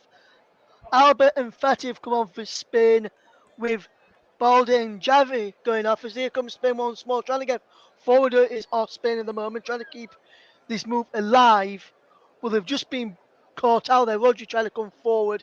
We've got around about 10 or so minutes left to play here, and it's still Japan 2, Spain won, and what a shock it would be in this World Cup if Japan beat both Spain and Germany, but lost to Costa Rica and still went through in this group. What a story that would be, Paul. Well, it certainly would. Thanks for your update there. Manuel Neuer has now got the ball back and he gives it to Sula. And the ball is out onto the far side. And here's Kimmich now. He's picked up the ball. Actually, it's Mario Götze. And he gives the ball to Sula. And back to Sula again. And Rudiger, as Germany attempt to press to try to win this game. And they've had chances, but they've just not. They've hit the post twice in the second half and forced a world-class save from Navas. Costa Rican fans delighted. They still have a chance of qualifying if they can score again. The ball is long over on the far side, looking for Sané this time, and he's picked it up. Sané gives it to Fulkrug, but it's picked up by Musiala. Tries to dance away. He's already hit the post twice. Here's Gnabry. Gnabry. He's under pressure. And it's picked up by Musiala. What can Musiala do this time? He's dispossessed. But Germany win the ball back, and it's Gnabry. And the ball is out of play. Well, it's a throw in to Costa Rica. It's to be taken by Vargas. And Vargas finds the number 22 there, which is Matarata. And it's a foul and a free kick. Thomas Muller is complaining from the bench, but I don't think the referee is going to change her mind. And the ball now is with the number 8, Oviedo. And Campbell now has the ball. Campbell. Matarata again. He's just trying to break away, and Matarata's got some space there now. Can he get the cross in? It's right across the face of the goal. Rudiger just deals with it, knocks it away. Matarata shoulder charges Kimmich, and there's a lot of protest from the substitutes who are warming up down this near side to say that wasn't a foul. He shoulder charged him, I'd say, more than anything, but the referee has determined that it's a foul and also determined that Campbell gets a yellow card. And we'll just try and see where that... Well, the card came out. It actually goes to Duarte. The yellow card goes to Duarte. And here is... Sula gives it to Kimmich. Kimmich on the far side to Rudiger, who's moved much further forward now. Musiala has received the ball 30 times from the defensive line position. And here's Kimmich down on this near side. It's Gnabry. Disappointing ball into the box, but it bounces back to Musiala. And Musiala now. And he's got some time. He's cutting across again. Tries to get a shot away. It looks like it may have taken a deflection, but it goes over anyway. And it is still 2-2. And what a game we've been treated to today. Musiala gets a shot away. Actually, it's just way into Rosette. What do you think of that, Luke? Poor. The run was good. The shooting at the end was poor. Yeah, well, the finishing has been poor in general by Germany today. They've had plenty of chances to put this game to bed, but we are sitting at 2-2. And it sort of reminds me so much of 2018, the way that went. And it seems to be going the same way for the Germans now. And here's the ball, infield now, and it's picked up by Götze, Mario Götze. And he gives it to Gnabry. Gnabry gets across it, and there's Havertz! 3-2 Germany! They're back in it! It's 3-2, and now if Spain can get back into the game against Japan, Germany might be able to sneak through yet. Well, again, it was a ball across the 6-yard box. The defending by both teams has been pretty poor. right across that 6 yard box. Havertz was the first to move, and he gets on the end of it. Luke Turton, what do you think? Havertz has changed the complexion of the game. Brilliant sub from Hansi Flick. I mean, twice he's got on the end of balls and twice he's put them in the back of the net. I mean, Costa Rica again, defending was poor, but you know, Havertz gambles and scores. Well, right now, in order for Germany to qualify, they need one more, and they need Spain to equalise against Japan. It's a tall order with such little time left, and I just need to let you know, Luke, I'm going to be asking you for your player of the match in about 2 minutes. But here comes Germany again, and here's Havertz looking for a hat trick. Good save, and then the header back in by Goetze, but there was nowhere near enough power on it. Well, Germany are leading 3-2, but they are heading out because Japan are still winning.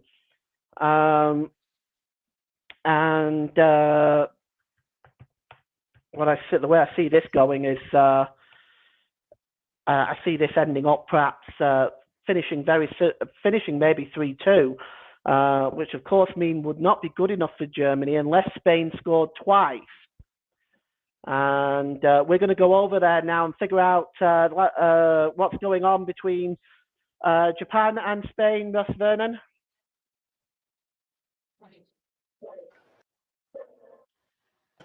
Yes, Paul, there's just been a substitute for Japan. Tanker's gone off for Endo in this game. It's still 2-1 to Japan. They're defending at the moment as Spain try and come forward again. Is with Rodri, who's been playing a centre-back in this entire tournament for Spain so far. We've got about 3 minutes left. Spain have just looking around on the left-hand side into midfield, and they come forward again into Rodri now. Centre of goal, and a strike about to come in a moment is going to be an effort towards goal. But Japan have defended well, and they're now on the break down this left-hand side. But Mitoma can't get away, and he's back with Simon, and Spain will start again. It remains 2-1 to Japan. And on the bottom of the screen as well, guys, there is now a live league table for Group E going across the bottom as well. 2-1 Japan. Back to Paul and Luke. Thank you, Ross. Appreciate that. Luke has also given his player of the match here to Jamal Musiala. And Luke, we'll get your reasoning for that now. Do you want to tell us why you gave it to Musiala? Well, he's been impressive throughout the majority of the game. He's had two brilliant shots that were just kept out by the post. And to be honest, he's just been the best German player on the field, to be honest. All right, thanks for that, Luke. So the player of the match, sponsored by Commentary Services, is Jamal Musiala. And Germany now have the ball with Rudiger. Rudiger gives it down now to Goetze. Goetze back there to Kimmich. Kimmich launches the ball in. And there's a chance here for Fulkrug! And it's 4-2! And, well, actually, no, looking at that, that's offside. That's offside. Oh, that could have done it. Fulkrug there was Johnny on the spot. And we'll just take a look at it again. I think Fulkrug was in an offside position. Yeah, it's quite offside, actually. So we will get the game back underway with a free kick for Costa Rica. We haven't determined how much injury time is going to be added on at this time. But it's going to be a free kick for Costa Rica. We are inside the last minute. VAR are looking at this. For goodness sake, what reason for? What reason for? That was offside. Luke, thoughts? The magic of VAR. That was definitely offside. I mean, if this gets overturned, it'd be a miracle because that is definitely offside, and I have no reason to doubt what is going on.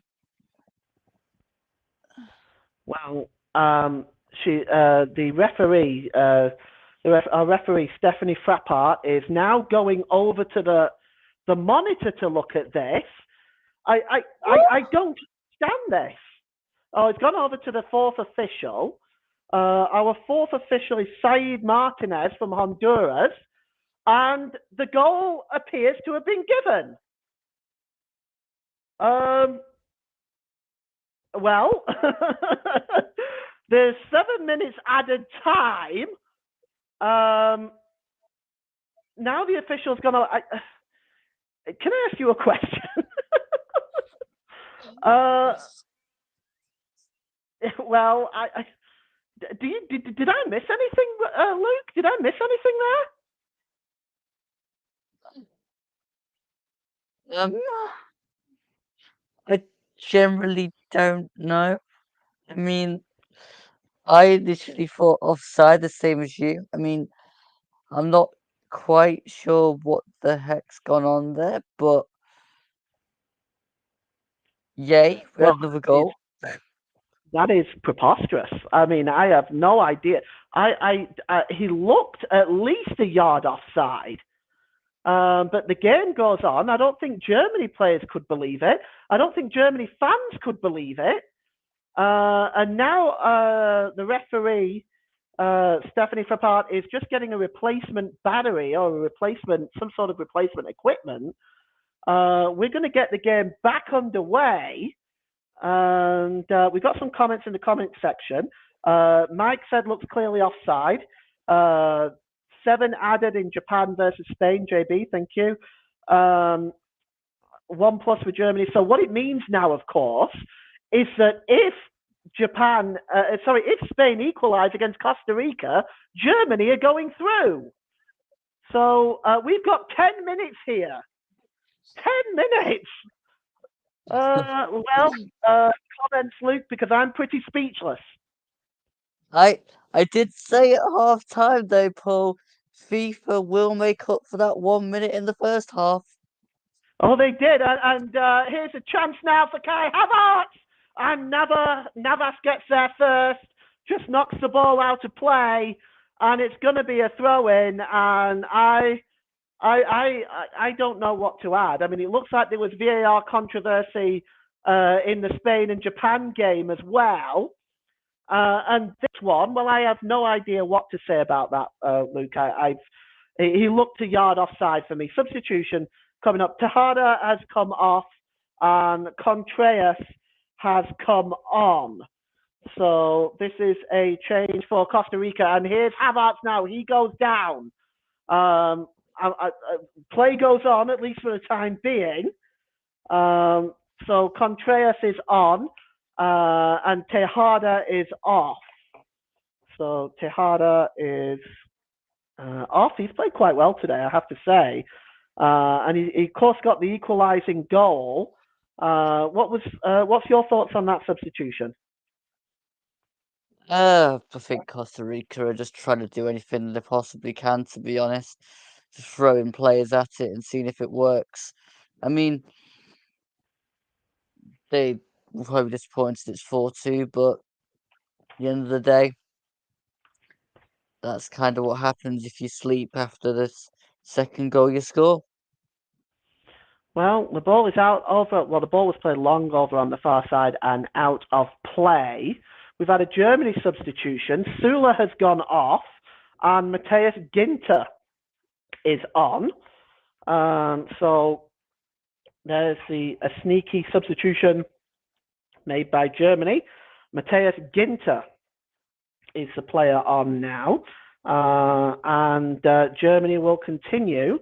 We've had more comments here. JB's asking how it's 10 minutes. Well, to be honest with you, JB, your guess is as good as mine. Russ is also confused as to why he's got 7 minutes at Japan versus Spain. And the ball is out now to Musiala. Musiala now, the player of the match here, awarded by our brilliant co-commentator, Luke Turton. And the ball is played out on the far side to Gnabry. Klosterman, been relatively quiet in this second half. Ginter. And here is Rudiger. Rudiger to Joshua Kimmich. Turning there is Sane. See if he can add to the Germany goals. And Sane, and well, the ball's just bouncing around like pinball there. Musiala tried a bicycle kick, but without success.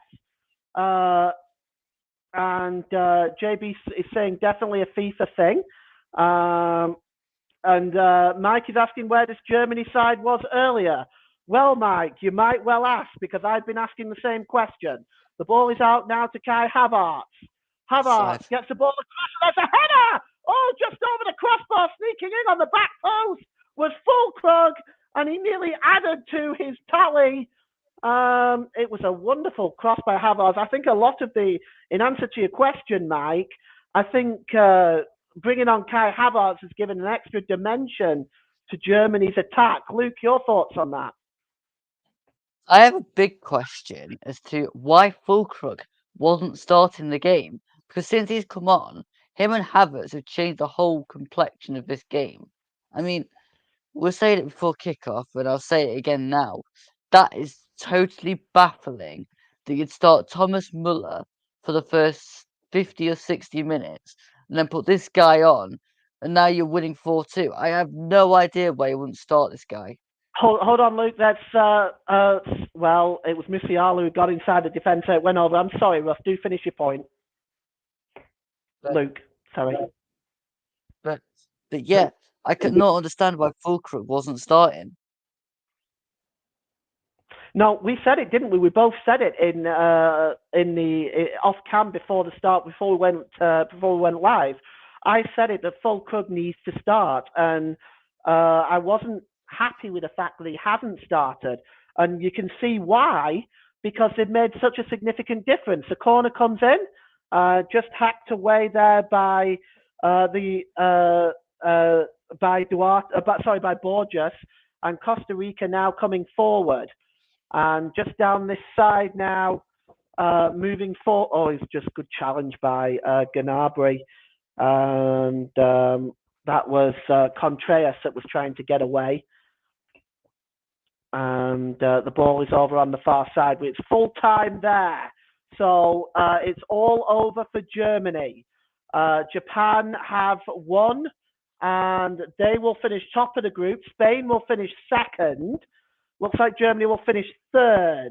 And here's Matarrita. Sorry, got there in the end.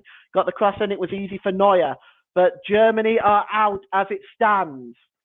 And unless they can get like 5 more goals, but it's highly unlikely in the next sort of 2 minutes, it's safe to say that Germany have been eliminated for the second World Cup in a row in the first round. And I can seriously wonder what Hansi Flick will have to say at the end of this, and whether or not the German national, the Fußball Bund will determine whether or not to make a change or keep Hansi Flick in his position. We'll wait and see.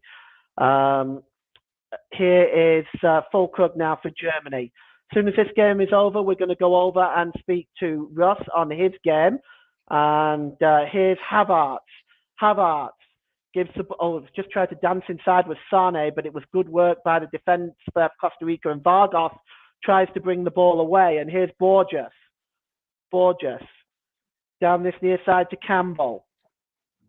And it's down with Weston. And here is the number 22, which is Matarrita, and Germany clear up at the back. So we are almost done here. We have a minute left, and Kimmich now just plays the ball long over on the far side to Gnabry. What I will say is it's the first time in as long as I can remember Germany scoring 4 goals. I believe the last time was against Italy in the Nations League. And Musiala is fighting for this one. And it's cleared away, but not far enough to Gnabry. It comes back to Musiala.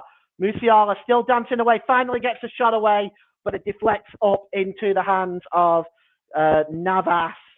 And Mike reckons Flick will get the sack. We'll wait and see.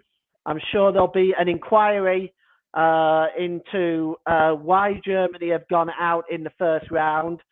But I mean, these inquiries they come to an end, and generally decisions are not made at that emotional point. Usually, time is taken in the cold light of day to make the decision, and that is full time, and it is Germany going home after the first round, a 4-2 victory over Costa Rica, but Japan managed to get the job done against Spain, and the German players on their knees. They obviously very, very upset, but it really goes back to that terrible performance against Japan. It's the reason why they are on the plane back home. And we'll get Luke Turton's thoughts in a moment on this one. Let's go to Japan and Spain for Russ's report there. Thank you very much, Paul. And in an highly controversial winner, Japan have knocked out Germany of this tournament. Because if it wasn't for that goal standing, Germany would be through this evening. Let me tell you all about it and how the goals happened. So first of all, there was a first good chance for Japan on 8 minutes when Ito turned his man nicely inside the box and put an effort just wide of the right-hand post. Then on 11 minutes, the opening goal came for Spain when Cesar Azpilicueta produced a lofted ball into the penalty from the right-hand side. Excuse me. And Alvaro Morata headed home to make it 1-0. Then, just after half-time, the substitutions were made. And one of the substitutes, Wissel Doan, who scored against Germany for Japan when Japan beat Germany, fired home inside the penalty area, inside the right-hand post with a fantastic pace and power shot. 51 minutes gone, and the ball had already gone out of play. Clearly, the entire ball had gone out of play, and the referee and the linesman, well, VAR instructed the referee and the linesman that the goal should be stood. And that was for 2-1 when Ao Tanker made it 2-1 after Mitoma played the ball back across. A fantastic ball back across from the substitute. Then, that's how the game finished. Asensio had a chance in second half stoppage time when he tried his effort from which Gonda made a brilliant save from. Then Almo latched onto a shot inside the penalty area, 1-on-1 with the goalkeeper, and the keeper made an easy save for him as well. So the controversial Japan goal has knocked out Germany of the tournament and send Japan and Spain through. It's finished tonight, Paul. Japan 2, Spain 1 in my match this evening. Sounds like you had some drama as well later on as well, Paul. Yeah, Nicholas Fulkrug's goal was a yard offside. I have no complaints.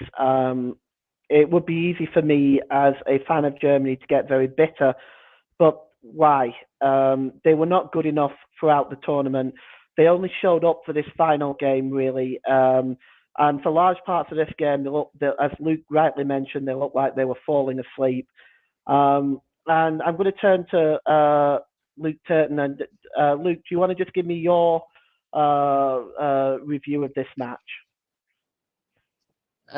Wow. I mean, that was impressive in one respect, but in other respects, quite disturbing with the way that Germany played. I mean, the fact that at half time, Hansi Flick took off Goretzka for Klosterman, and from that moment, they concede 2 goals.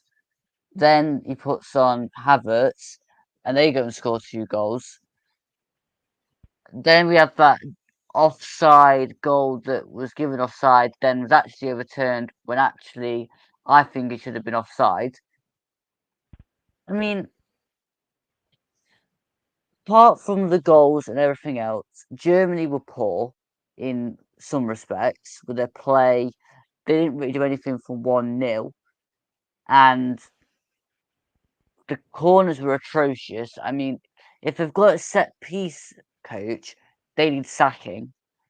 And I don't know, the defense is very weak, like very weak. I mean, we touched on it before the game with the amount of not having a recognised second centre back alongside Rudiger as a strong point. And I think that just shows with the way that Costa Rica managed to score their 2 goals. Neuer was embarrassing for their second goal. I mean, he's an experienced international keeper, and he basically just, gives up on it. And I'm not surprised that Germany went out at the group stages. But again, I think there's got to be a lot of work done between now and the next World Cup if Germany wants to actually get anywhere near the level they actually should be playing at, because this tournament they have been absolutely woeful. Yeah, I don't disagree with you at all, Luke. It's they against Japan they was dreadful. They were a little bit better against Spain, but chances that they have missed have been absolutely scandalous. And today, the large parts of the game today, they fell asleep. Defensively, you're right about Neuer. He went for that ball. He was never going to get there. And defensively, they were not able to clear it either. I think at this point, you've got Rudiger, who is 29 now. You've got Sula, I believe, is 31, is Sula now. You've got an aging squad at this point anyway. Actually, Sula's 27. I'm sorry. But generally you've got a lot of players who would be considered as the star players. Muller, Manuel Neuer, and also Götze, who's also 30. Hoffman, who's 30. They've got. At what point do you feel they need to start rebuilding and changing things? Because even in the goalkeeping department, every single one of their goalkeepers is over 30. I'd say right now, I mean, from this moment right now, they've got to do a proper assessment as to whether for the next tournament they can go in with some of these players and think they're going to get to at least the semi-finals, because I look at the squad that's there now and I'd say the back line isn't quick enough, isn't physical enough, doesn't put enough effort in. I mean, we're talking about Sula being 27. I mean, he didn't play like he was 27 tonight. That I thought he was poor, and you've got to say that I give Musiala the man of the match, because to be honest, he was getting around, he was creating things, he was having shots. He's a young player, so the younger players looked better than the players that have been there for ages. So maybe it is time to just bin off the players that are now not performing and making Germany look like a total and utter embarrassment. Mm. Yeah, it's pretty poor, I think, and I think that the German Football Federation will have to take a look at that. They're going to have to look and start looking at the way that they're doing things, because I don't think there's enough talent coming through right now. They do have some young players that, of course, will have to come again. The likes of Musiala, Adeyemi, Mokoku, Gnabry, Havertz. These are all young players in their early 20s. Bella Kotchup. These players are all going to have to come again. But honestly, just how bad were Germany in this tournament? Ross, I'd like to get your views on this. Yes, I was just listening to the game for the disallowed goal for my game for the second goal in Japan game on my monitor from the feed I've got. And an ex-Premier League referee on there, Peter Walton, was saying, because of the cameras that they've seen there, and with the Japan plays foot over the top of the ball. The VAR can't tell whether the ball's actually gone out of play, but I could clearly see it gone out of play, and and that's why the goal was allowed to stand, even though it had clearly gone out of play. But look, I'm just looking at it again for the Japan game, and I'll come back onto your point in a minute, Paul. And you can still clearly see the ball's gone out of play. They've even, on the pictures I'm watching, they've even circled where the ball's gone out of play. And you can clearly see still it's out of play. And I still don't know why they've not given it. You can clearly see he's clearly out of play there. So I'm surprised by that decision being gone with the goal of the other game. I think with Germany, well, Luke pointed out, you've got too many older players in that squad now. And a bit like with Belgium, that we've touched upon before, and other nations, Argentina, I know they've gone through, but Argentina as well, and teams like that, or countries like that, should I say, nations like that, they've got so many aging players. Portugal is another one who could still go out tomorrow. They've got aging players like Ronaldo and that. They may end up, this may be their final World Cup tournament, and they, if they don't get rid of the managers, like Belgium manager Roberto Martinez has stepped down this evening, whoever comes in are going to have a big rebuild, because like Hazard's going to probably end up retiring. Eden, that is. Lukaku may retire from international football. So players like that may retire from international football. And so for me, whoever, say if Hansi Flick does get sacked, because I know Mike asked if that could be the thing, is then it's going to be a rebuild, and whoever comes in is going to take your time, and you're going to lose going out to the group stages, the next Euros as well, Paul, Germany, and probably the next World Cup as well, till the rebuild starts taking place, and still till the players come in with the ideas for the new manager once. So it could take a bit of long time for the big nations, so-called big nations, if they lose some of the key personnel, so to speak, a bit of time before they get back up near the top of the world again. Brazil, another one, which I've not put in yet, with Neymar coming towards the end of his career as well. Just turning our attention away from Germany just for a moment, tell me a little bit about Spain today and Japan. Do you see Japan maybe, knowing that they're facing Morocco, do you see Japan, based on what you've seen today, causing Morocco some problems? Not Morocco, sorry, Croatia. I do, Paul. Yes, and when I've looked at it as well, you can see, Paul. Obviously, you've seen the game against Germany by Japan, and they caused Germany problems there. They caused Spain problems here. I think in the game against Costa Rica, they went into their mindset as we've already won this game after what happened against Germany, and that's why they lost that one. And then today, they knew they had to win to try and get through into the competition. So they went out trying to win to get through, because they knew if Spain had won and Germany had won, they would have been out with Costa Rica. So they knew how to go into to win to stay in the competition, and they've proven today that they can play well and they can come from behind like they've done today, like they did against Germany. So whether they go a goal behind or whether they go a goal in front, Japan, I can see Japan causing quite a few problems for Croatia in the next round. As for Spain, Paul, from what I've seen today and what I've seen in the tournament so far, only the game against Costa Rica, which you would expect. No disrespect to Costa Rica, by the way. When I say this, you'd expect a team of Spain's caliber to beat them. You expect a team of Germany's caliber to beat them as well. And based on tonight's performance, I think Morocco could give Spain a good run for their money and a good run and trying to get through in the tour and potentially knock Spain out in the next round.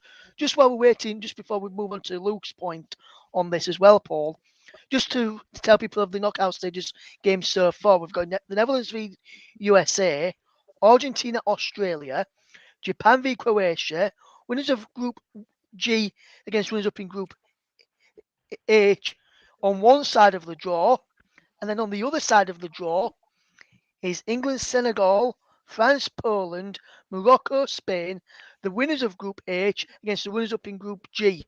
So that is the draw for the knockout stages and the halves of the draw there. So that's how England. So England could get France in the next round if they get past Senegal and France get past Poland. Then they could get Morocco, Spain, or the winners of Group H, winners of Group G in the following round in the semi-finals after that. So depending on how things go, so that's the next round for this for the knockout stages, which will be finalised tomorrow evening, which will be out here on the commentary. Both Group G and H's games will be live across the channel tomorrow. Updates on one of the, and I'll tell you about those just before we end as well, Paul. So back to you for to ask Luke the same question about Japan game and Thanks, Spain. Thanks, Ross. Yes, Luke, your opinions about Japan. Can they cause Croatia problems? And what about Spain and Morocco?